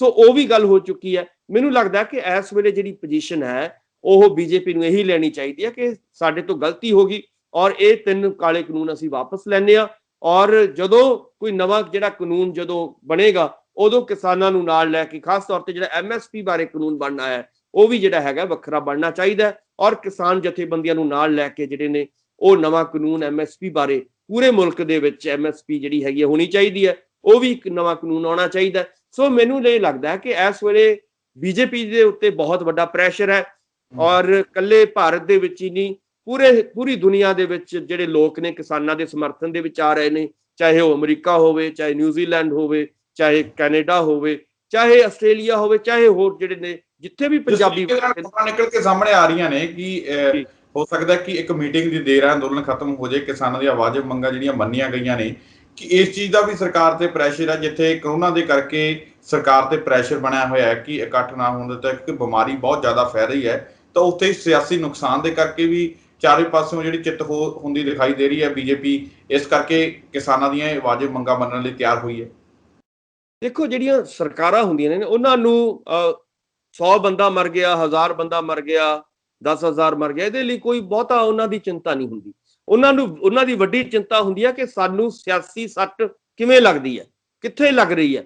ਉਹਨਾਂ ਨੂੰ ਆਪਾਂ ਨੇ ਕੱਲ ਵੀ ਦੱਸਿਆ ਸੀਗਾ ਕਿ ਪੰਜਾਬ, ਹਰਿਆਣਾ, ਯੂਪੀ, ਉੱਤਰਾਖੰਡ, ਬੰਗਾਲ, ਮਹਾਰਾਸ਼ਟਰ, ਇਹਨਾਂ ਸਾਰੇ ਸੂਬਿਆਂ ਦੇ ਵਿੱਚ ਹੌਲੀ-ਹੌਲੀ ਜਦੋਂ ਇਹ ਕਿਸਾਨ ਸੰਘਰਸ਼ ਫੈਲ ਰਿਹਾ ਹੈ ਤਾਂ ਪੂਰੇ ਹਿੰਦੁਸਤਾਨ ਦੇ ਵਿੱਚ, ਪੂਰੇ ਭਾਰਤ ਦੇ ਵਿੱਚ ਇਹ ਗੱਲ ਜਾ ਰਹੀ ਹੈ, ਔਰ ਆਉਣ ਵਾਲੇ ਦਿਨਾਂ ਦੇ ਵਿੱਚ ਦੱਖਣੀ ਭਾਰਤ ਦੇ ਵਿੱਚ ਦੇ ਜਿਹੜੇ ਕਿਸਾਨ ਨੇ ਉਹ ਵੀ ਸਮਰਥਨ ਲਈ ਆ ਰਹੇ ਨੇ। ਤਾਂ ਮੈਨੂੰ ਲੱਗਦਾ ਹੈ ਕਿ ਇਹਦਾ ਡਰ ਜਿਹੜਾ ਹੈਗਾ, ਇਸ ਜ਼ਮੀਨ ਖੁਰਨ ਦਾ ਜਿਹੜਾ ਡਰ ਹੈ ਬੀਜੇਪੀ ਨੂੰ, ਉਹ ਜ਼ਿਆਦਾ ਸਤਾ ਰਿਹਾ, ਨਾ ਕਿ ਕੋਵਿਡ ਦਾ ਤਾਂ ਇੱਕ ਬਹਾਨਾ ਹੈ। ਕੋਵਿਡ ਦਾ ਤਾਂ ਇੱਕ ਬਹਾਨਾ ਲਗਾ ਰਹੇ ਨੇ ਕਿ ਸ਼ਾਇਦ ਇਹਦੇ ਕਰਕੇ ਜਿਹੜੇ ਨੇ ਕਿਸਾਨ ਇੱਥੋਂ ਚਲੇ ਜਾਣ, ਜਾਂ ਉਹਨਾਂ ਨੇ ਡਰਾਵਾ ਦਿੱਤਾ ਸੀਗਾ ਇੱਕ ਵਾਰੀ ਕਿ ਅਸੀਂ, ਜਿਵੇਂ ਖੱਟੜ ਸਾਹਿਬ ਦੇ ਬਿਆਨ ਆ ਰਹੇ ਸੀ ਲਗਾਤਾਰ ਕਿ ਤੁਸੀਂ ਇੱਥੋਂ ਚਲੇ ਜਾਓ, ਔਰ ਲਗਾਤਾਰ ਇਹ ਵੀ ਕਿਹਾ ਗਿਆ ਕਿ ਕਿਸਾਨ ਹੀ ਜਿਹੜੇ ਨੇ ਉਹੀ ਜ਼ਿੰਮੇਵਾਰ ਨੇ ਕੋਵਿਡ ਨੂੰ ਫੈਲਾਉਣ ਦੇ ਵਿੱਚ। ਸੋ ਮੈਨੂੰ ਲੱਗਦਾ ਕਿ ਇਹ ਜਿਹੜੀਆਂ ਨੇ ਸਿਰਫ ਬਿਆਨਬਾਜ਼ੀਆਂ ਨੇ। ਕਿ ਬੀਜੇਪੀ ਨੂੰ ਸੀਰੀਅਸ ਹੋਣਾ ਚਾਹੀਦਾ ਹੈ ਕਿਸਾਨਾਂ ਦੇ ਲਈ ਵੀ, ਕਿਉਂਕਿ ਕਿਸਾਨ ਇਕੱਲਾ ਇਹ ਤਾਂ ਹੈ ਨਹੀਂ ਕਿ ਪੰਜਾਬ ਜਾਂ ਹਰਿਆਣੇ ਦੇ ਵਿੱਚ ਹੈ ਜਾਂ ਉੱਤਰੀ ਭਾਰਤ 'ਚ ਹੈ, ਪੂਰੇ ਭਾਰਤ ਦੇ ਵਿੱਚ ਜਿਹੜਾ ਹੈਗਾ ਕਿਸਾਨ ਵਸਦੇ ਨੇ, ਔਰ ਵੱਡੀ ਪਾਪੂਲੇਸ਼ਨ ਹੈ ਉਹਨਾਂ ਦੀ।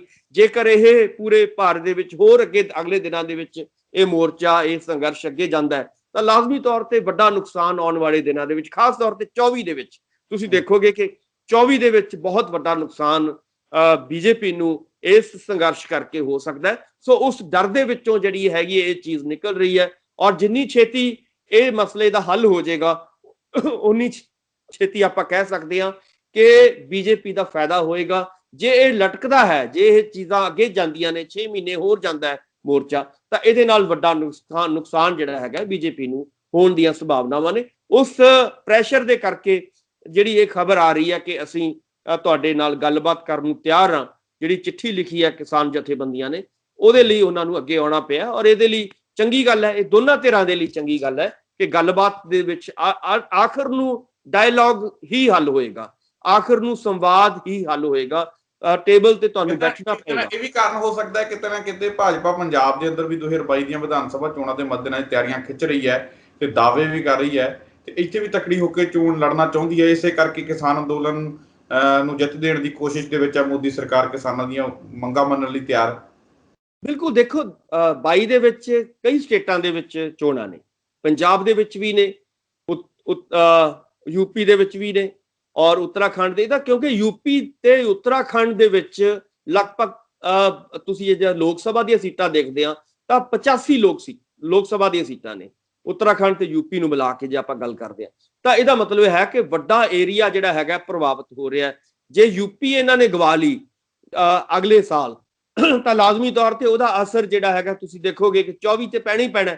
ਸੋ ਉੱਥੋਂ ਇਹ ਡਰ ਰਹੇ ਨੇ ਕਿ ਜੇਕਰ ਸਾਡਾ ਇਹ ਮੇਨ 3 ਸਟੇਟਾਂ ਨੇ, ਪੰਜਾਬ ਹੋਇਆ ਔਰ ਇਸ ਤੋਂ ਇਲਾਵਾ ਯੂਪੀ ਤੇ ਉੱਤਰਾਖੰਡ ਹੋਇਆ, ਤੇ ਨਾਲ ਦੀ ਨਾਲ ਤਲਵਾਰ ਜਿਹੜੀ ਲਟਕ ਰਹੀ ਹੈ। ਵੱਡੀ ਗੱਲ ਇਹ ਵੀ ਹੈ ਕਿ ਹਰਿਆਣੇ ਦੇ ਵਿੱਚ ਵੀ ਆਪਾਂ ਨੂੰ ਪਤਾ ਹੈ ਕਿ ਜੇਜੇਪੀ ਕਰਕੇ ਜਿਹੜਾ ਹੈਗਾ ਇਸ ਵੇਲੇ ਬੀਜੇਪੀ ਦੀ ਸਰਕਾਰ ਖੜੀ ਹੈ ਹਰਿਆਣੇ ਦੇ ਵਿੱਚ। ਜੇ ਜੇਜੇਪੀ ਕਿਤੇ ਨਾ ਕਿਤੇ ਜਾ ਕੇ ਉਹ ਕਿਸਾਨਾਂ ਦਾ ਪ੍ਰੈਸ਼ਰ ਉਹਨਾਂ ਨੇ ਮੰਨ ਲਿਆ, ਜੇ ਕਿਸਾਨ ਕੱਲ ਵੀ ਕਿਉਂਕਿ ਬਹੁਤ ਵੱਡਾ ਘੇਰਿਆ ਉਹਨਾਂ ਨੇ, ਕਿਸਾਨਾਂ ਨੇ ਚੌਟਾਲਾ ਹੋਰਾਂ ਦਾ ਜਿਹੜਾ ਹੈਗਾ ਘਰ ਨੂੰ ਘੇਰਿਆ, ਉਹਨਾਂ ਨੇ ਬਹੁਤ ਜ਼ਿਆਦਾ ਜਿਹੜਾ ਹੈਗਾ ਵਿਰੋਧ ਜੇਜੇਪੀ ਦਾ ਹੋ ਰਿਹਾ ਹਰਿਆਣੇ ਦੇ ਵਿੱਚ। ਸੋ ਕਿਸੇ ਵੇਲੇ ਜੇ ਜੇਜੇਪੀ ਨੇ ਪੌੜੀ ਖਿੱਚ ਲਈ ਤਾਂ ਹਰਿਆਣੇ ਦੇ ਵਿੱਚ ਵੀ ਜਿਹੜਾ ਹੈਗਾ ਵੱਡਾ ਸੰਕਟ ਆਉਣ ਵਾਲੇ ਦਿਨਾਂ ਦੇ ਵਿੱਚ ਬੀਜੇਪੀ ਨੂੰ ਹੋ ਸਕਦਾ। ਸੋ ਇਹ ਸਾਰੀਆਂ ਚੀਜ਼ਾਂ ਤੋਂ ਡਰਦੀ ਹੋਈ ਜਿਹੜਾ ਹੈਗਾ ਇੱਕ ਪ੍ਰੈਸ਼ਰ ਬਣ ਰਿਹਾ ਔਰ ਲਗਾਤਾਰ ਜਿਹੜਾ ਹੈਗਾ ਇਹ ਚੀਜ਼ਾਂ ਵੱਧ ਰਹੀਆਂ ਨੇ, ਸਗੋਂ ਇਹ ਨਹੀਂ ਘਟ ਨਹੀਂ ਰਿਹਾ, ਸਗੋਂ ਚੀਜ਼ਾਂ ਵੱਧ ਰਹੀਆਂ ਨੇ। ਉਸ ਪ੍ਰੈਸ਼ਰ ਦੇ ਕਰਕੇ ਜਿਹੜਾ ਹੈਗਾ ਮੈਨੂੰ ਇਹ ਲੱਗ ਰਿਹਾ ਕਿ ਗੱਲਬਾਤ ਲਈ ਮੰਨ ਰਹੀ ਹੈ ਔਰ ਮੰਗਾਂ ਨੂੰ ਮੰਨੇਗੀ ਔਰ ਕਾਲੇ ਕਾਨੂੰਨ ਵਾਪਸ ਕਰੇਗੀ। ਜਿੰਨੀ ਛੇਤੀ ਕਰ ਲੇਗੀ ਇਹਦੇ ਵਿੱਚ ਬੀਜੇਪੀ ਦਾ ਫਾਇਦਾ ਹੈ। ਜਿਵੇਂ ਤੁਸੀਂ ਕਹਿ ਰਹੇ ਹੋ ਕਿ ਪੰਜਾਬ ਦੇ ਵਿੱਚ ਜਿਹੜੀਆਂ ਹੁਣ ਆਪਾਂ ਨੂੰ ਪਤਾ ਹੈ ਕਿ ਪਿਛਲੀਆਂ ਘਟਨਾਵਾਂ ਹੋਈਆਂ ਨੇ ਬੀਜੇਪੀ ਦੇ ਵੱਖ-ਵੱਖ ਲੀਡਰ ਸਾਹਿਬਾਨ ਦੇ ਨਾਲ ਜਾਂ ਜਿਹੜੇ ਐਮਐਲਏ ਸਾਹਿਬਾਨ ਦੇ ਨਾਲ, ਇੱਕ ਦੁਖਦਾਈ ਘਟਨਾਵਾਂ ਨੇ, ਪਰ ਉਹਨਾਂ ਦਾ ਕਾਰਨ ਜਿਹੜਾ ਹੈਗਾ ਉਹ ਇਹ 3 ਕਾਲੇ ਕਾਨੂੰਨ ਨੇ। ਜੇ 3 ਕਾਲੇ ਕਾਨੂੰਨ ਉਹ ਵਾਪਸ ਲੈ ਲੈਂਦੇ ਨੇ ਤਾਂ ਲਾਜ਼ਮੀ ਤੌਰ ਤੇ ਪੰਜਾਬ ਦੇ ਵਿੱਚ, ਹਰਿਆਣੇ ਦੇ ਵਿੱਚ ਔਰ ਉੱਤਰਾਖੰਡ, ਯੂਪੀ ਦੇ ਵਿੱਚ ਬੀਜੇਪੀ ਦਾ ਗ੍ਰਾਫ ਹੌਲੀ-ਹੌਲੀ ਵੱਧ ਸਕਦਾ ਹੈ। ਸੋ ਇਹ ਡਿਪੈਂਡ ਕਰੇਗਾ ਕਿ ਉਹਨਾਂ ਦੀ ਪੋਲਿਟਿਕਸ ਜਿਹੜੀ ਹੈਗੀ ਹੈ ਕਿੱਦਾਂ ਦੀ ਆਉਣ ਵਾਲੇ ਦਿਨਾਂ ਦੇ ਵਿੱਚ ਹੁੰਦੀ ਹੈ। ਸੁਖਵਿੰਦਰ ਜੀ, ਬਿਲਕੁਲ। ਤਾਂ ਹੁਣ ਆਖਰੀ ਖਬਰ ਦੀ ਜੇਕਰ ਗੱਲ ਕਰੀਏ, ਅੱਜ ਮੀਟਿੰਗ ਹੈ ਵਿਧਾਇਕਾਂ ਦੇ ਨਾਲ, ਕੈਪਟਨ ਅਮਰਿੰਦਰ ਸਿੰਘ ਦੀ ਵਰਚੁਅਲ ਮੀਟਿੰਗ ਹੈ। ਤੇ ਜਿਵੇਂ ਕਿ ਪਿਛਲੇ ਮੀਟਿੰਗਾਂ ਦੇ ਵਿੱਚ ਆਪਾਂ ਦੇਖਿਆ ਕਿ ਨਾਰਾਜ਼ਗੀ ਦਾ, ਵਿਧਾਇਕਾਂ ਤੇ ਮੰਤਰੀਆਂ ਦੀ ਨਾਰਾਜ਼ਗੀ ਦਾ ਸਾਹਮਣਾ ਕੈਪਟਨ ਅਮਰਿੰਦਰ ਸਿੰਘ ਨੂੰ ਕਰਨਾ ਪਿਆ। ਕੁਝ ਮੀਟਿੰਗਾਂ ਦੇ ਵਿੱਚ ਤਲਖੀ ਵੀ ਹੋਈ ਹੈ ਕਿ ਅੱਜ ਦੀ ਇਸ ਮੀਟਿੰਗ ਦੇ ਵਿੱਚ ਵੀ ਜਿਹੜੇ ਹਾਲਾਤ ਇਹੋ ਜਿਹੇ ਬਣ ਸਕਦੇ ਆ, ਕਿਉਂਕਿ ਅੱਜ ਜਿਹੜੀ ਮੀਟਿੰਗ ਹੋਣੀ ਹੈ ਇਸ ਤੋਂ ਪਹਿਲਾਂ ਕਈ ਮੀਟਿੰਗਾਂ ਜਿਹੜੀਆਂ ਬਾਗੀ ਵਿਧਾਇਕਾਂ ਤੇ ਮੰਤਰੀਆਂ ਦੀਆਂ ਆਪਸ ਦੇ ਵਿੱਚ ਹੋ ਚੁੱਕੀਆਂ ਨੇ। ਤੇ ਸ਼ਰੇਆਮ ਇਸ ਮੀਟਿੰਗ ਦੇ ਵਿੱਚ ਇਹ ਵੀ ਮੁੱਦਾ ਉੱਠ ਸਕਦਾ ਹੈ ਕਿ ਪ੍ਰਗਟ ਸਿੰਘ ਨੂੰ ਧਮਕੀ ਦਾ, ਨਵਜੋਤ ਸਿੰਘ ਸਿੱਧੂ ਦੀ ਵਿਜੀਲੈਂਸ ਇਨਕੁਆਇਰੀ ਦਾ, ਤਾਂ ਉੱਥੇ ਹੀ ਜਿਹੜੇ ਚਰਨਜੀਤ ਸਿੰਘ ਚੰਨੀ ਵਾਲਾ ਜਿਹੜਾ ਮਾਮਲਾ ਵੂਮਨ ਕਮਿਸ਼ਨ ਨੇ ਚੱਕਿਆ, ਉਹ ਮੁੱਦੇ ਵੀ ਜਿਹੜੇ ਇਸ ਮੀਟਿੰਗ ਦੇ ਵਿੱਚ ਗੂੰਜ ਸਕਦੇ। ਸੁਖਵਿੰਦਰ ਜੀ, ਅੱਜ ਤੋਂ ਕੁਝ ਸਮਾਂ ਪਹਿਲਾਂ, ਕੁਝ ਦਿਨ ਪਹਿਲਾਂ ਕੈਪਟਨ ਸਾਹਿਬ ਬਹੁਤ ਹਾਵੀ ਤਰੀਕੇ ਦੇ ਨਾਲ ਆਪਣੇ ਜਿਹੜੇ ਵਿਧਾਇਕਾਂ ਦੇ ਉੱਤੇ, ਆਪਣੇ ਐਮਐਲਏ ਸਾਹਿਬਾਨ ਦੇ ਉੱਤੇ, ਉਹਨਾਂ ਦੇ ਉੱਤੇ ਹਾਵੀ ਹੋ ਰਹੇ ਸੀਗੇ। ਪਰ ਕੁਝ ਦਿਨ ਤੋਂ ਬਾਅਦ ਉਹ ਪਾਸਾ ਪਲਟ ਗਿਆ। ਉਹ ਅੱਜ ਕੈਪਟਨ ਸਾਹਿਬ ਬੈਕਫੁੱਟ ਤੇ ਚਲੇ ਗਏ ਕਿਉਂਕਿ ਲੋਕਾਂ ਦੇ ਸਾਹਮਣੇ ਦੁੱਧ ਦਾ ਦੁੱਧ, ਪਾਣੀ ਦਾ ਪਾਣੀ ਜਿਹੜਾ ਹੈਗਾ ਉਹ ਸਾਹਮਣੇ ਆ ਚੁੱਕਿਆ ਹੈ। ਔਰ ਨਵਜੋਤ ਸਿੰਘ ਸਿੱਧੂ ਹੋਰਾਂ ਨੇ ਆਪਣੀ ਜੋ ਸਫਾਈ ਦਿੱਤੀ ਹੈ ਕਿ ਮੈਂ ਨਾ ਤਾਂ ਕੋਈ ਅਹੁਦਾ ਚਾਹੁੰਦਾ, ਨਾ ਮੈਂ ਕੋਈ ਉਪ ਮੁੱਖ ਮੰਤਰੀ ਬਣਨਾ ਚਾਹੁੰਦਾ, ਨਾ ਮੈਂ ਕੋਈ ਪੰਜਾਬ ਕਾਂਗਰਸ ਦਾ ਪ੍ਰਧਾਨ ਬਣਨਾ ਚਾਹੁੰਦਾ। ਸੋ ਇਸ ਕਰਕੇ ਜਦੋਂ ਤੋਂ ਸਫਾਈ ਆਈ ਹੈ, ਔਰ ਉੱਤੋਂ ਇਹ ਗੱਲ ਹੋਈ ਕਿ ਪ੍ਰਿयंका ਜੀ ਨੇ ਫੋਨ ਕਰਕੇ ਬਕਾਇਦਾ ਤੌਰ ਤੇ ਝਿੜਕਾਂ ਵੀ ਪਾਈਆਂ ਕਿ ਤੁਸੀਂ ਆਪਣੇ ਲੋਕਾਂ ਦੇ ਖਿਲਾਫ ਹੀ ਵਿਜੀਲੈਂਸ ਦੀ ਇਨਕੁਆਇਰੀ ਖੋਲ ਰਹੇ ਹੋ। ਸੋ ਉੱਥੋਂ ਲੱਗ ਰਿਹਾ ਹੈ ਕਿ ਕੈਪਟਨ ਸਾਹਿਬ ਬੈਕਫੁੱਟ ਤੇ ਚਲੇ ਗਏ ਨੇ, ਔਰ ਹੁਣ ਸਿਰਫ ਆਪਣੀ ਕੁਰਸੀ ਬਚਾ ਰਹੇ ਨੇ ਉਹ। ਸੋ ਹੁਣ ਇਹ ਜਿਹੜਾ ਤੁਸੀਂ ਕਹਿ ਰਹੇ ਹੋ ਕਿ ਚਾਹੇ ਉਹ ਚੰਨੀ ਸਾਹਿਬ ਦਾ ਮਸਲਾ ਹੋਵੇ, ਚਾਹੇ ਪ੍ਰਗਟ ਸਿੰਘ ਹੋਰਾਂ ਦਾ ਮਸਲਾ ਹੋਵੇ, ਚਾਹੇ ਨਵਜੋਤ ਸਿੰਘ ਸਿੱਧੂ ਹੋਰਾਂ ਦਾ ਮਸਲਾ ਹੋਵੇ, ਇਹ ਹੁਣ ਠੰਡੇ ਬਸਤੇ ਵਿੱਚ ਪੈ ਚੁੱਕਿਆ ਹੈ। ਹੁਣ ਕੋਸ਼ਿਸ਼ ਕਰਨਗੇ ਕਿ ਕਿਵੇਂ ਨਾ ਕਿਵੇਂ ਜਿਹੜੀ ਕੈਪਟਨ ਸਾਹਿਬ ਦੀ ਕੋਸ਼ਿਸ਼ ਹੋਏਗੀ ਕਿ ਅਗਲੇ ਦਿਨਾਂ ਦੇ ਵਿੱਚ ਜਿੰਨੀ ਦੇਰ ਮੇਰੇ ਹੁਣ ਰਹਿੰਦੀ ਹੈ ਉਹ ਮੈਂ ਹੁਣ ਸੁੱਖੀ ਸਾਂਦੀ ਇਸ ਨੂੰ ਨਿਭਾ ਦਾਂ, ਕਿਉਂਕਿ 22 ਦੇ ਵਿੱਚ ਆਪਾਂ ਨੂੰ ਪਤਾ ਹੈ ਕਿ ਚੋਣਾਂ ਹੋ ਰਹੀਆਂ ਨੇ। ਹੁਣ ਉਹ ਲੱਗਦਾ ਹੈ ਕਿ ਉਹ ਇਸ ਪੀਰੀਅਡ ਨੂੰ ਪੂਰਾ ਕਰਨ ਤੱਕ ਹੀ ਸੀਮਿਤ ਰਹਿ ਗਏ, ਕਿ ਉਹਨਾਂ ਨੇ ਹੁਣ ਇਹੀ ਗੱਲਾਂ ਕਰਨੀਆਂ ਨੇ ਕਿ ਕੋਵਿਡ ਜ਼ਿਆਦਾ ਹੋ ਗਿਆ, ਪੰਜਾਬ ਦੇ ਵਿੱਚ ਕੋਵਿਡ ਵੱਧ ਰਿਹਾ ਹੈ, ਕਿ ਆਪਾਂ ਕੋਵਿਡ ਦੇ ਉੱਤੇ ਫੋਕਸ ਕਰੀਏ। ਪਰ ਮੈਨੂੰ ਇਹ ਲੱਗਦਾ ਹੈ ਕਿ ਜਿਵੇਂ ਬਿਆਨ ਆ ਰਹੇ ਨੇ, ਚਾਹੇ ਦੁੱਲੋ ਸਾਹਿਬ ਦਾ ਕੱਲ ਦਾ ਬਿਆਨ ਹੋਵੇ, ਦੁੱਲੋ ਸਾਹਿਬ ਨੇ ਇਹੀ ਕਹਿਤਾ ਕਿ ਮਾਫੀਆ ਦਾ ਰਾਜ ਚੱਲ ਰਿਹਾ ਹੈ, ਔਰ ਮਾਫੀਆ ਦਾ ਮਤਲਬ ਉਹਨਾਂ ਨੇ ਕਿਹਾ ਵੀ ਜਿਹੜੀ ਸਰਕਾਰ ਹੈ ਉਹ ਮਾਫੀਆ ਚਲਾ ਰਹੀ ਹੈ। ਸੋ ਲਗਾਤਾਰ ਬਿਆਨ ਆ ਰਹੇ ਨੇ। ਇਸ ਤੋਂ ਪਹਿਲਾਂ ਸੁਰਜੀਤ ਤੇ ਮਾਨ ਹੋਰਾਂ ਦੇ ਜਿਹੜੇ ਲਗਾਤਾਰ ਬਿਆਨ ਆਏ ਨੇ, ਉੱਥੋਂ ਵੀ ਇਹ ਲੱਗ ਰਿਹਾ ਕਿ ਸਰਕਾਰ ਅੰਦਰੋਂ ਜਿਹੜੀ ਹੈਗੀ ਹੈ ਹਿੱਲ ਚੁੱਕੀ ਹੈ, ਔਰ ਸਰਕਾਰ ਦੇ ਉੱਤੇ ਬਹੁਤ ਸਾਰੇ ਪ੍ਰੈਸ਼ਨ ਜਿਹੜੇ ਨੇ, ਕੁਐਸਚਨ ਮਾਰਕ ਲੱਗ ਰਹੇ ਨੇ। ਸੋ ਇਸ ਕਰਕੇ ਆਉਣ ਵਾਲੇ ਦਿਨਾਂ ਦੇ ਵਿੱਚ ਇਹ ਜਿਹੜੇ ਕੁਐਸਚਨ ਮਾਰਕ ਨੇ, ਇਹ ਜਿਹੜੀ ਬਗਾਵਤ ਹੈ, ਇਹ ਜਿਹੜੀ ਖਾਨਾ ਜੰਗੀ ਹੈ, ਇਹ ਕਾਂਗਰਸ ਦੇ ਵਿੱਚ ਹੋਰ ਵਧੇਗੀ। ਔਰ ਜਿੰਨੀ ਦੇਰ ਹਾਈ ਕਮਾਂਡ ਕੋਈ ਫੈਸਲਾ ਨਹੀਂ ਕਰਦੀ, ਕੋਈ ਚੰਗਾ ਫੈਸਲਾ ਨਹੀਂ ਲੈਂਦੀ, ਲੋਕਾਂ ਦੇ ਪੰਜਾਬ ਦੇ ਹੱਕ ਵਿੱਚ ਫੈਸਲਾ ਨਹੀਂ ਲੈਂਦੀ, ਉਨੀ ਦੇਰ ਇਹ ਖਾਨਾ ਜੰਗੀ ਹੋਰ ਵਧੇਗੀ। ਅੱਜ ਮੀਟਿੰਗ ਦੇ ਵਿੱਚ ਜਿਹੜੇ ਵਿਧਾਇਕ ਸ਼ਾਮਲ ਹੋਣਗੇ ਉਹਨਾਂ ਦੇ ਵੱਲੋਂ ਮੁੱਦਾ ਜਿਹੜਾ ਚੁੱਕਿਆ ਜਾ ਸਕਦਾ, ਕਿਉਂਕਿ ਬਹੁਤ ਸਾਰੇ ਮੰਤਰੀ ਤੇ ਜਿਹੜੇ ਵਿਧਾਇਕ ਆ ਉਹ ਇਹਨਾਂ ਕਾਰਵਾਈਆਂ ਨਾਲ, ਚਾਹੇ ਪ੍ਰਗਟ ਸਿੰਘ ਨੂੰ ਧਮਕੀ ਦਾ ਮਾਮਲਾ ਹੋਵੇ, ਨਵਜੋਤ ਸਿੰਘ ਸਿੱਧੂ ਵਾਲੀ ਕਾਰਵਾਈ ਤੇ ਚੰਨੀ ਵਾਲੀ ਕਾਰਵਾਈ ਦਾ ਜਿਹੜਾ ਮਾਮਲਾ ਹੋਵੇ, ਉਹਨਾਂ ਦੀ ਨਿਖੇਧੀ ਕਰਦੇ ਲਗਾਤਾਰ ਆ ਰਹੇ ਸੀਗੇ। ਤੇ ਕੁਝ ਕੁ ਵਿਧਾਇਕਾਂ ਨੇ ਤਾਂ ਸਖਤ ਜਿਹੜੀ ਨਾਰਾਜ਼ਗੀ ਵੀ ਜਤਾਈ ਸੀ। ਕੀ ਲੱਗਦਾ ਕਿ ਅੱਜ ਦੀ ਇਸ ਮੀਟਿੰਗ ਦੇ ਵਿੱਚ, ਬੇਸ਼ੱਕ ਏਜੰਡਾ ਇਸ ਮੀਟਿੰਗ ਦਾ ਕੁਝ ਵੀ ਹੋਵੇ, ਚਾਹੇ ਕੋਵਿਡ ਹੋਵੇ, ਕੀ ਲੱਗਦਾ ਕਿ ਇਸ ਮੀਟਿੰਗ ਦੇ ਵਿੱਚ ਇਹ ਮੁੱਦੇ ਵੀ ਗੂੰਜ ਸਕਦੇ ਆ? ਅੱਜ ਇੱਕ ਵਾਰ ਫਿਰ ਤੋਂ ਤਲਖੀ ਹੋ ਸਕਦੀ ਹੈ ਕੈਪਟਨ ਅਮਰਿੰਦਰ ਸਿੰਘ ਨੂੰ ਸਿੱਧੇ ਤੌਰ ਤੇ ਅੱਜ ਵਿਧਾਇਕਾਂ ਦੀ ਜਿਹੜੀ ਹੈ ਵਿਰੋਧਤਾ ਦਾ ਸਾਹਮਣਾ ਇਸ ਮੀਟਿੰਗ ਦੇ ਵਿੱਚ ਕਰਨਾ ਪੈ ਸਕਦਾ? ਬਿਲਕੁਲ ਕਰਨਾ ਪਏਗਾ, ਔਰ ਅੱਜ ਵੀ ਕਰਨਾ ਪਏਗਾ। ਚਾਹੇ 2 ਵਾਲੀ ਮੀਟਿੰਗ ਹੈ ਜਿਹੜੀ 2 ਤਰੀਕ ਨੂੰ ਹੋਣੀ ਆ, ਉੱਥੇ ਵੀ ਉਹਨਾਂ ਨੂੰ ਵਿਰੋਧ ਦਾ ਸਾਹਮਣਾ ਕਰਨਾ ਪਏਗਾ। ਜਿੱਥੇ ਵੀ ਹੁਣ ਅਗਲੇ ਦਿਨਾਂ ਦੇ ਵਿੱਚ ਕੈਪਟਨ ਸਾਹਿਬ ਮੀਟਿੰਗਾਂ ਕਰਨਗੇ ਜਾਂ ਉਦਾਂ ਮਿਲਣਗੇ, ਤਾਂ ਇਹ ਵਿਰੋਧ ਦਾ ਸਾਹਮਣਾ ਕਰਨਾ ਹੀ ਪਏਗਾ। ਮੈਂ ਇਹੀ ਗੱਲ ਕਹਿ ਰਿਹਾ ਕਿ ਲਗਾਤਾਰ, ਕਿਉਂਕਿ ਪਿਛਲੇ ਦਿਨਾਂ ਦੇ ਵਿੱਚ ਆਪਾਂ ਨੂੰ ਪਤਾ ਹੈ ਕਿ ਕੈਪਟਨ ਸਾਹਿਬ ਦੀ ਜਿਹੜੀ ਪਕੜ ਹੈ ਕਾਂਗਰਸ ਦੇ ਉੱਤੇ, ਖਾਸ ਤੌਰ ਤੇ ਪੰਜਾਬ ਦੀ ਕਾਂਗਰਸ ਦੇ ਉੱਤੇ, ਉਹ ਢਿੱਲੀ ਪੈ ਚੁੱਕੀ ਹੈ। ਉਹਦਾ ਵੱਡਾ ਕਾਰਨ ਇਹ ਹੈ ਕਿ ਇੱਕ ਤਾਂ ਉਹ 4.5 ਸਾਲ ਉਸ ਕਿਸਮ ਦੇ ਨਾਲ ਨਹੀਂ ਵਿਚਰੇ ਜਿਵੇਂ ਉਹ 2002 ਔਰ 2007 ਵਾਲੀ ਪਾਰੀ ਦੇ ਵਿੱਚ ਵਿਚਰ ਰਹੇ ਸੀਗੇ।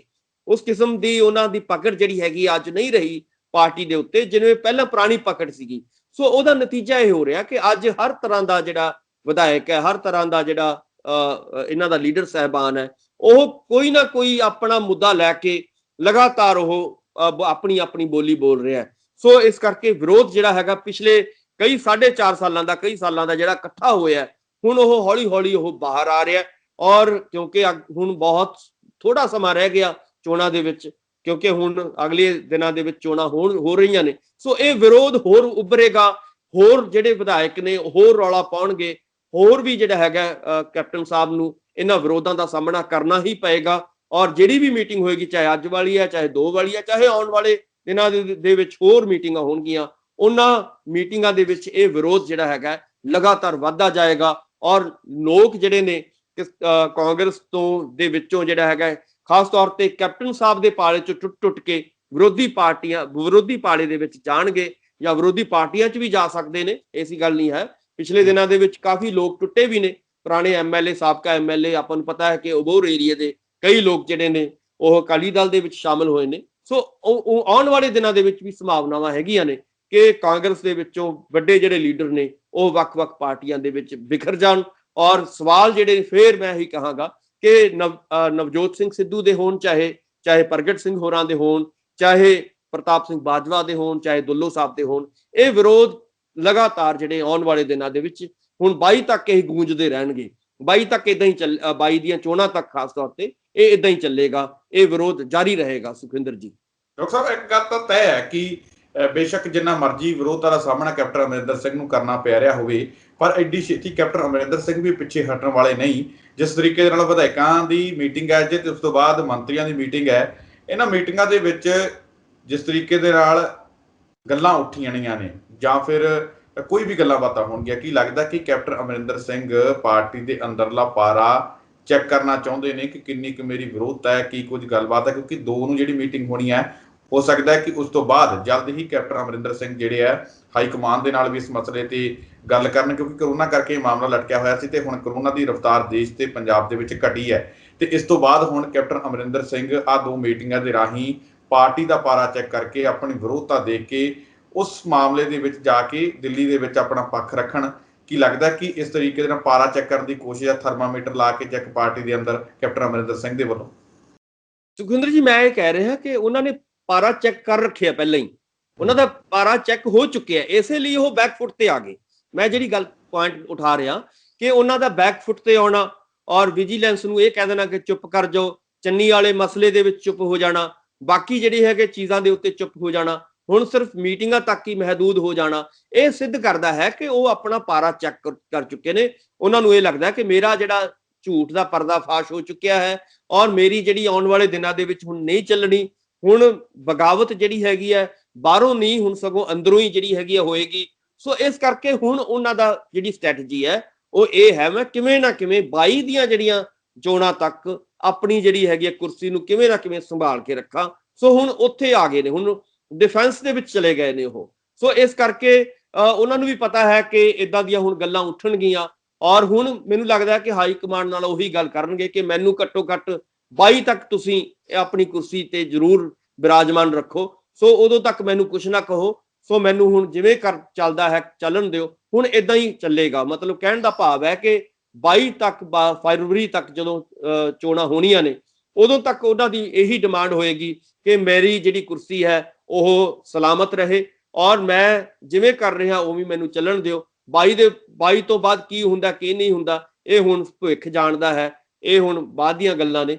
ਪਰ ਉਹਨਾਂ ਦੀ ਜਿਹੜੀ ਹੈਗੀ ਹੈ, ਤੁਹਾਡੇ ਕਹਿਣ ਦਾ ਮਤਲਬ ਕਿ ਕੈਪਟਨ ਅਮਰਿੰਦਰ ਸਿੰਘ ਇਹ ਆਪਣੀ ਇਹ 22 ਦੀ ਕੁਰਸੀ ਬਚਾ ਕੇ ਰੱਖਣ ਤੋਂ ਬਾਅਦ, ਜਿਹੜਾ 22 ਤੱਕ ਕੁਰਸੀ ਬਚਾ ਕੇ ਰੱਖਣ ਤੋਂ ਬਾਅਦ ਰੱਬ ਆਸਰੇ ਛੱਡ ਦੇਣਗੇ ਫੈਸਲਾ, ਜਾਂ ਫਿਰ ਹਾਰ ਮੰਨ ਗਏ ਨੇ ਕਿ 22 ਦੇ ਵਿੱਚ ਮੈਨੂੰ ਮੌਕਾ ਨਹੀਂ ਮਿਲੂਗਾ? ਨਹੀਂ, ਹੁਣ ਦੇਖੋ, ਹੁਣ ਉਹਨਾਂ ਨੂੰ ਕਲੀਅਰ ਹੋ ਗਿਆ ਇਸ ਵੇਲੇ ਉਹਨਾਂ ਨੂੰ ਕੈਪਟਨ ਅਮਰਿੰਦਰ ਸਿੰਘ ਹੈ ਨਹੀਂ ਹਾਰ ਦੇਖੋ ਪਤਾ ਕੀ ਹੁੰਦਾ, ਜਦੋਂ ਤੁਹਾਡੇ ਕੋਲੇ ਸੱਤਾ ਹੀ ਨਹੀਂ ਹੈ, ਤੁਹਾਡੇ ਕੋਲੇ ਸਾਥੀ ਨਹੀਂ ਆ ਰਹੇ, ਹਾਰ ਤੁਹਾਨੂੰ ਤਾਕਤ ਕਿੱਥੋਂ ਮਿਲਣੀ ਹੈ? ਤਾਕਤ ਤੁਹਾਨੂੰ ਪਾਰਟੀ ਚੋਂ ਮਿਲਣੀ ਸੀਗੀ, ਪਾਰਟੀ ਦੇ ਵਿਧਾਇਕਾਂ ਨੇ ਤੁਹਾਨੂੰ ਤਾਕਤ ਦੇਣੀ ਸੀਗੀ। ਕਿਉਂਕਿ ਇਸ ਤੋਂ ਪਹਿਲਾਂ ਵੀ ਵਿਰੋਧ ਇਸ ਤਰੀਕੇ ਦੇ ਨਾਲ ਰਜਿੰਦਰ ਕੌਰ ਭੱਠਲ ਲੈ ਗਏ ਸੀ, ਉਦੋਂ ਵੀ ਵਿਰੋਧਤਾ ਬਹੁਤ ਜ਼ਿਆਦਾ ਹੋ ਗਈ ਸੀ, ਪਰ ਉਦੋਂ ਵੀ ਇਹਨਾਂ ਨੇ ਸੈੱਟ ਕਰ ਲਿਆ ਸੀ। ਉਦੋਂ ਦੇਖੋ, ਉਦੋਂ ਤਾਜ਼ੀ ਉਹਨਾਂ ਕੋਲੇ ਹਜੇ ਪਾਰੀ ਖੇਡਣ ਦਾ ਸਮਾਂ ਸੀਗਾ। ਹੁਣ ਉਹ ਕੀ ਹੈ ਕਿ ਹੁਣ ਉਹ ਇੱਕ ਪਾਸੇ ਪਿਛਲੇ ਵਾਰੀ ਇਹ ਕਹਿ ਚੁੱਕੇ ਨੇ ਮੇਰੀ ਇਹ ਲਾਸਟ ਪਾਰੀ ਹੋਏਗੀ, ਤੁਹਾਨੂੰ ਵੀ ਯਾਦ ਹੋਏਗਾ ਉਹਨਾਂ ਨੇ ਬਾਰ-ਬਾਰ ਇਹ ਗੱਲ ਜਿਹੜੀ ਸੀ ਦੁਹਰਾਈ ਸੀ ਕਿ ਮੇਰੀ ਤਾਂ ਇਹ ਲਾਸਟ ਪਾਰੀ ਹੈ, ਇਸ ਕਰਕੇ ਮੈਂ ਅਗਲੀ ਪਾਰੀ ਨਹੀਂ ਖੇਡਾਂਗਾ। ਸੋ ਹੁਣ ਜਦੋਂ ਹੁਣ ਉਹਨਾਂ ਨੂੰ ਲੱਗਦਾ ਕਿ ਉਸ ਵੇਲੇ ਗੱਲ ਹੋਰ ਸੀਗੀ, ਉਸ ਵੇਲੇ ਤਾਂ ਉਹ ਪਾਰੀ ਖੇਡਣਾ ਚਾਹੁੰਦੇ ਸੀਗੇ, ਹੁਣ ਤਾਂ ਉਹਨਾਂ ਨੂੰ ਰੁੰਗੇ 'ਚ ਪਾਰੀ ਮਿਲ ਰਹੀ ਸੀਗੀ। ਹੁਣ ਤਾਂ ਉਹਨਾਂ ਨੂੰ ਆਪਾਂ ਕਹਿ ਸਕਦੇ ਹਾਂ ਕਿ ਥਾਲੀ ਦੇ ਵਿੱਚ ਲੱਡੂ ਬਣਿਆ ਬਣਾਇਆ ਮਿਲ ਰਿਹਾ ਸੀਗਾ, ਹੁਣ ਉਹ ਖਾਣ ਦੀ ਉਹਨਾਂ ਦੀ ਇੱਛਾ ਸੀਗੀ। ਪਰ ਹੁਣ ਇਸ ਵੇਲੇ ਜਦੋਂ ਉਹਨਾਂ ਨੂੰ ਪਤਾ ਲੱਗ ਗਿਆ ਕਿ ਮੇਰੀ ਹੁਣ ਦਾਲ ਨਹੀਂ ਗਲਣੀ, ਹੁਣ ਮੈਂ ਅਗਲੀ ਪਾਰੀ ਜਿਹੜੇ ਹੈਗੇ ਨਹੀਂ ਖੇਡ ਸਕਦਾ, ਕਿਉਂਕਿ ਉੱਪਰੋਂ ਹੁਣ ਹੁਣ ਕੀ ਹੋ ਰਿਹਾ ਸੁਖਵਿੰਦਰ ਜੀ, ਉੱਪਰੋਂ ਸ਼ਰਾਬ ਕਿਤੇ ਇਹ ਤਾਂ ਨਹੀਂ ਹੈ ਇਹ ਮੀਟਿੰਗਾਂ ਤੋਂ ਬਾਅਦ ਕੈਪਟਨ ਅਮਰਿੰਦਰ ਸਿੰਘ ਨਵੀਂ ਜੰਗ ਦਾ ਐਲਾਨ ਕਰਨ ਦੀ ਕੋਸ਼ਿਸ਼ ਦੇ ਵਿੱਚ ਹੋਣ? ਨਹੀਂ, ਹੁਣ ਦੇਖੋ, ਮੈਂ ਉਹੀ ਕਹਿਣਾ ਕਿ ਹੁਣ ਉਹ ਸਾਰਾ ਕੁਝ ਉਹਨਾਂ ਦਾ ਹੋ ਗਿਆ, ਨਿਬੜ ਲਿਆ ਕੰਮ। ਕੈਪਟਨ ਸਾਹਿਬ ਨੇ ਜਿੰਨੀ ਪੰਜਾਬ ਨੂੰ ਜੋ ਦੇਣਾ ਸੀਗਾ, ਜੋ ਪੰਜਾਬ ਤੋਂ ਲੈਣਾ ਸੀਗਾ, ਉਹ ਲੈਣ ਦੇਣ ਹੋ ਚੁੱਕਿਆ। ਹੁਣ ਤਾਂ ਸਿਰਫ ਉਹਨਾਂ ਨੇ ਆਪਣੀ ਪਾਰੀ ਪੂਰੀ ਕਰਨੀ ਹੈ ਕਿ ਕਿਵੇਂ ਨਾ ਕਿਵੇਂ ਢਿੱਚ ਘਟੂ ਕਰਕੇ ਮੈਂ ਦੇਖਾਂਗੇ। ਹਾਂ, ਹੁਣ ਉਹ 22 ਤੱਕ ਜਿਹੜੇ ਨੇ ਉਹ ਸ਼ਾਂਤੀ ਦੇ ਨਾਲ ਆਪਣਾ ਕਾਰਜ ਪੂਰਾ ਕਰਨਾ ਚਾਹੁੰਦੇ ਨੇ। ਸੋ ਹੁਣ ਅਗਲੀਆਂ ਗੱਲਾਂ ਉਹ ਬਹੁਤਾ ਮੈਨੂੰ ਨਹੀਂ ਲੱਗਦਾ ਕਿ ਅਗਲੀ ਪਾਰੀ ਖੇਡਣ ਬਾਰੇ ਕੋਈ ਏਦਾਂ ਦੀ ਕੋਈ ਸ਼ਤਰੰਜ ਜੀ ਚਾਲ ਚੱਲ ਕੇ ਕਾਮਯਾਬ ਹੋ ਜਾਣਗੇ, ਨਹੀਂ ਹੋਣਗੇ। ਹੁਣ ਉਹ ਸਮਾਂ ਗਿਆ, ਹੁਣ ਉਹ ਨਾ ਉਹ ਪੰਜਾਬ ਦੇ ਲੋਕ ਜਿਹੜੇ ਨੇ ਉਹਨਾਂ ਨੂੰ ਕਾਮਯਾਬ ਹੋਣਗੇ ਨਾ ਹੋਣਗੇ ਵੱਖਰੀ ਗੱਲ ਹੈ, ਪਰ ਸੋਚ ਤਾਂ ਹੈ ਨਾ। ਨਹੀਂ, ਹੁਣ ਦੇਖੋ, ਅੱਜ ਤੋਂ ਮਹੀਨਾ ਪਹਿਲਾਂ 2 ਮਹੀਨੇ ਪਹਿਲਾਂ ਬਹੁਤ ਵੱਡੀ ਸੋਚ ਸੀਗੀ, ਉਹ ਸੋਚਦੇ ਸੀਗੇ ਹੁਣ ਬਸ ਮੈਂ ਅਗਲੀ ਪਾਰੀ ਜਿਹੜੀ ਹੈਗੀ ਆ ਮੇਰੇ ਥਾਲੀ ਦੇ ਵਿੱਚ ਲੱਡੂ ਪਿਆ, ਬਸ ਮੈਂ ਖਾਣਾ ਹੀ ਖਾਣਾ। ਸੋ ਹੁਣ ਆ ਜਿਹੜੇ ਪਿਛਲੇ 1.5-2 ਮਹੀਨਿਆਂ ਚੋਂ ਘਟਨਾਵਾਂ ਵਾਪਰੀਆਂ ਨੇ, ਉੱਥੋਂ ਉਹਨਾਂ ਨੇ ਬਹੁਤ ਕੁਝ ਸਿੱਖਿਆ ਹੈ ਔਰ ਬਹੁਤ ਕੁਝ ਉਹਨਾਂ ਨੂੰ ਨਵਾਂ ਪਤਾ ਲੱਗਿਆ। ਕਿਉਂਕਿ ਹਾਈ ਕਮਾਂਡ ਜਿਹੜੀ ਹੈਗੀ ਆ, ਜਿੰਨੀ ਦੇਰ ਹਾਈ ਕਮਾਂਡ ਤੁਹਾਡੇ ਨਾਲ ਨਹੀਂ ਹੈ ਤਾਂ ਪੰਜਾਬ ਦੀ ਕਾਂਗਰਸ ਦੇ ਬਹੁਤੇ ਲੋਕ ਤੁਹਾਡੇ ਵਿਰੋਧ 'ਚ ਖੜੇ ਨੇ। ਸੋ ਉਦੋਂ ਉੱਥੋਂ ਤੁਸੀਂ ਕਿਵੇਂ ਇਹ ਫੈਸਲਾ ਕਰ ਲੋਗੇ ਕਿ ਮੈਂ ਅਗਲੀ ਪਾਰੀ ਵੀ ਖੇਡ ਲਾਵਾਂਗਾ, ਔਰ ਉਹ ਵੀ ਤੁਸੀਂ ਇੱਕ ਜਗ੍ਹਾ ਬੈਠ ਕੇ। ਪਿਛਲੇ ਵਾਰੀ ਕੈਪਟਨ ਸਾਹਿਬ ਲਗਾਤਾਰ ਪੰਜਾਬ ਦੇ ਵਿੱਚ ਵਿਚਰੇ ਸੀਗੇ, ਇਸੇ ਕਰਕੇ ਵਿਚਰੇ ਸੀਗੇ ਕਿ ਉਹਨਾਂ ਦੀ ਸੱਤਾ ਦੇ ਉੱਤੇ ਕੰਟਰੋਲ ਸੀਗਾ। ਪਰ ਇਸ ਵਾਰੀ ਨਾ ਤਾਂ ਸੱਤਾ ਦੇ ਉੱਤੇ ਕੰਟਰੋਲ ਰਿਹਾ, ਨਾ ਆਪਣੀ ਕਾਂਗਰਸ ਤੇ ਕੰਟਰੋਲ ਰਿਹਾ, ਨਾ ਉੱਪਰੋਂ ਹਾਈ ਕਮਾਂਡ ਦੇ ਕੰਟਰੋਲ ਹੈ। ਸੋ ਸਾਰੀਆਂ ਚੀਜ਼ਾਂ ਬਿਖਰ ਚੁੱਕੀਆਂ ਨੇ। ਸੋ ਇਸ ਕਰਕੇ ਤੁਸੀਂ ਦੇਖੋਗੇ ਕਿ ਹੁਣ ਜਿਹੜਾ ਹੈਗਾ, ਜੇ ਉਹ 22 ਤੱਕ ਵੀ ਬਚਾ ਲੈਣ, 22 ਤੱਕ ਵੀ ਆਪਣੀ ਪਾਰੀ ਬਚਾ ਲੈਣ, ਤਾਂ ਵੀ ਵੱਡੀ ਗੱਲ ਹੋਏਗੀ। ਹੋ ਸਕਦਾ ਹੈ ਕਿ ਕੋਈ ਇਦਾਂ ਦੀਆਂ ਘਟਨਾਵਾਂ ਵਾਪਰ ਜਾਣ, ਕਿਉਂਕਿ 6-7 ਮਹੀਨੇ ਸਿਆਸਤ ਦੇ ਵਿੱਚ ਬਹੁਤ ਹੁੰਦੇ ਨੇ। ਸੋ ਜੇ ਅਗਲੇ 6-7 ਮਹੀਨੇ ਨੇ ਤਾਂ ਲਾਜ਼ਮੀ ਤੌਰ ਤੇ ਉਹਨਾਂ ਦੀ ਕੋਸ਼ਿਸ਼ ਇਸ ਵੇਲੇ ਇਹੀ ਹੈ ਕਿ ਮੈਂ ਕਿਵੇਂ ਨਾ ਕਿਵੇਂ 22 ਤੱਕ ਆਪਣੀ ਜਿਹੜੀ ਹੈਗੀ ਹੈ ਸਹੀ ਸਲਾਮਤ ਕੁਰਸੀ ਜਿਹੜੀ ਹੈਗੀ ਹੈ ਬਚਾ ਕੇ ਰੱਖਾਂ। ਸੋ ਅਗਲਾ ਜਿਹੜਾ ਹੈਗਾ ਉਹਨਾਂ ਨੇ ਭਵਿੱਖ ਜਿਹੜਾ ਹੈਗਾ ਉਹ ਹਾਈ ਕਮਾਂਡ ਤੇ ਛੱਡ ਦੇਣਾ ਹੈ। ਸੋ ਮੈਨੂੰ ਲੱਗਦਾ ਹੈ ਕਿ ਇਹੀ ਕੈਪਟਨ ਸਾਹਿਬ ਦਾ ਆਉਣ ਵਾਲੇ ਦਿਨਾਂ ਦੇ ਵਿੱਚ ਭਵਿੱਖ ਹੋ ਸਕਦਾ ਹੈ। ਜੀ ਡਾਕਟਰ ਸਾਹਿਬ, ਤੁਸੀਂ ਸਾਡੇ ਇਸ ਪ੍ਰੋਗਰਾਮ ਦੇ ਵਿੱਚ ਜਿਹੜੇ, ਤੁਹਾਡਾ ਬਹੁਤ ਬਹੁਤ ਧੰਨਵਾਦ ਜੀ। ਮਿਹਰਬਾਨੀ, ਸ਼ੁਕਰੀਆ, ਧੰਨਵਾਦ।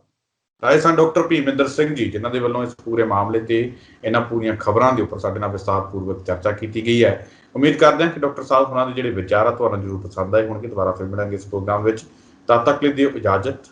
ਧੰਨਵਾਦ।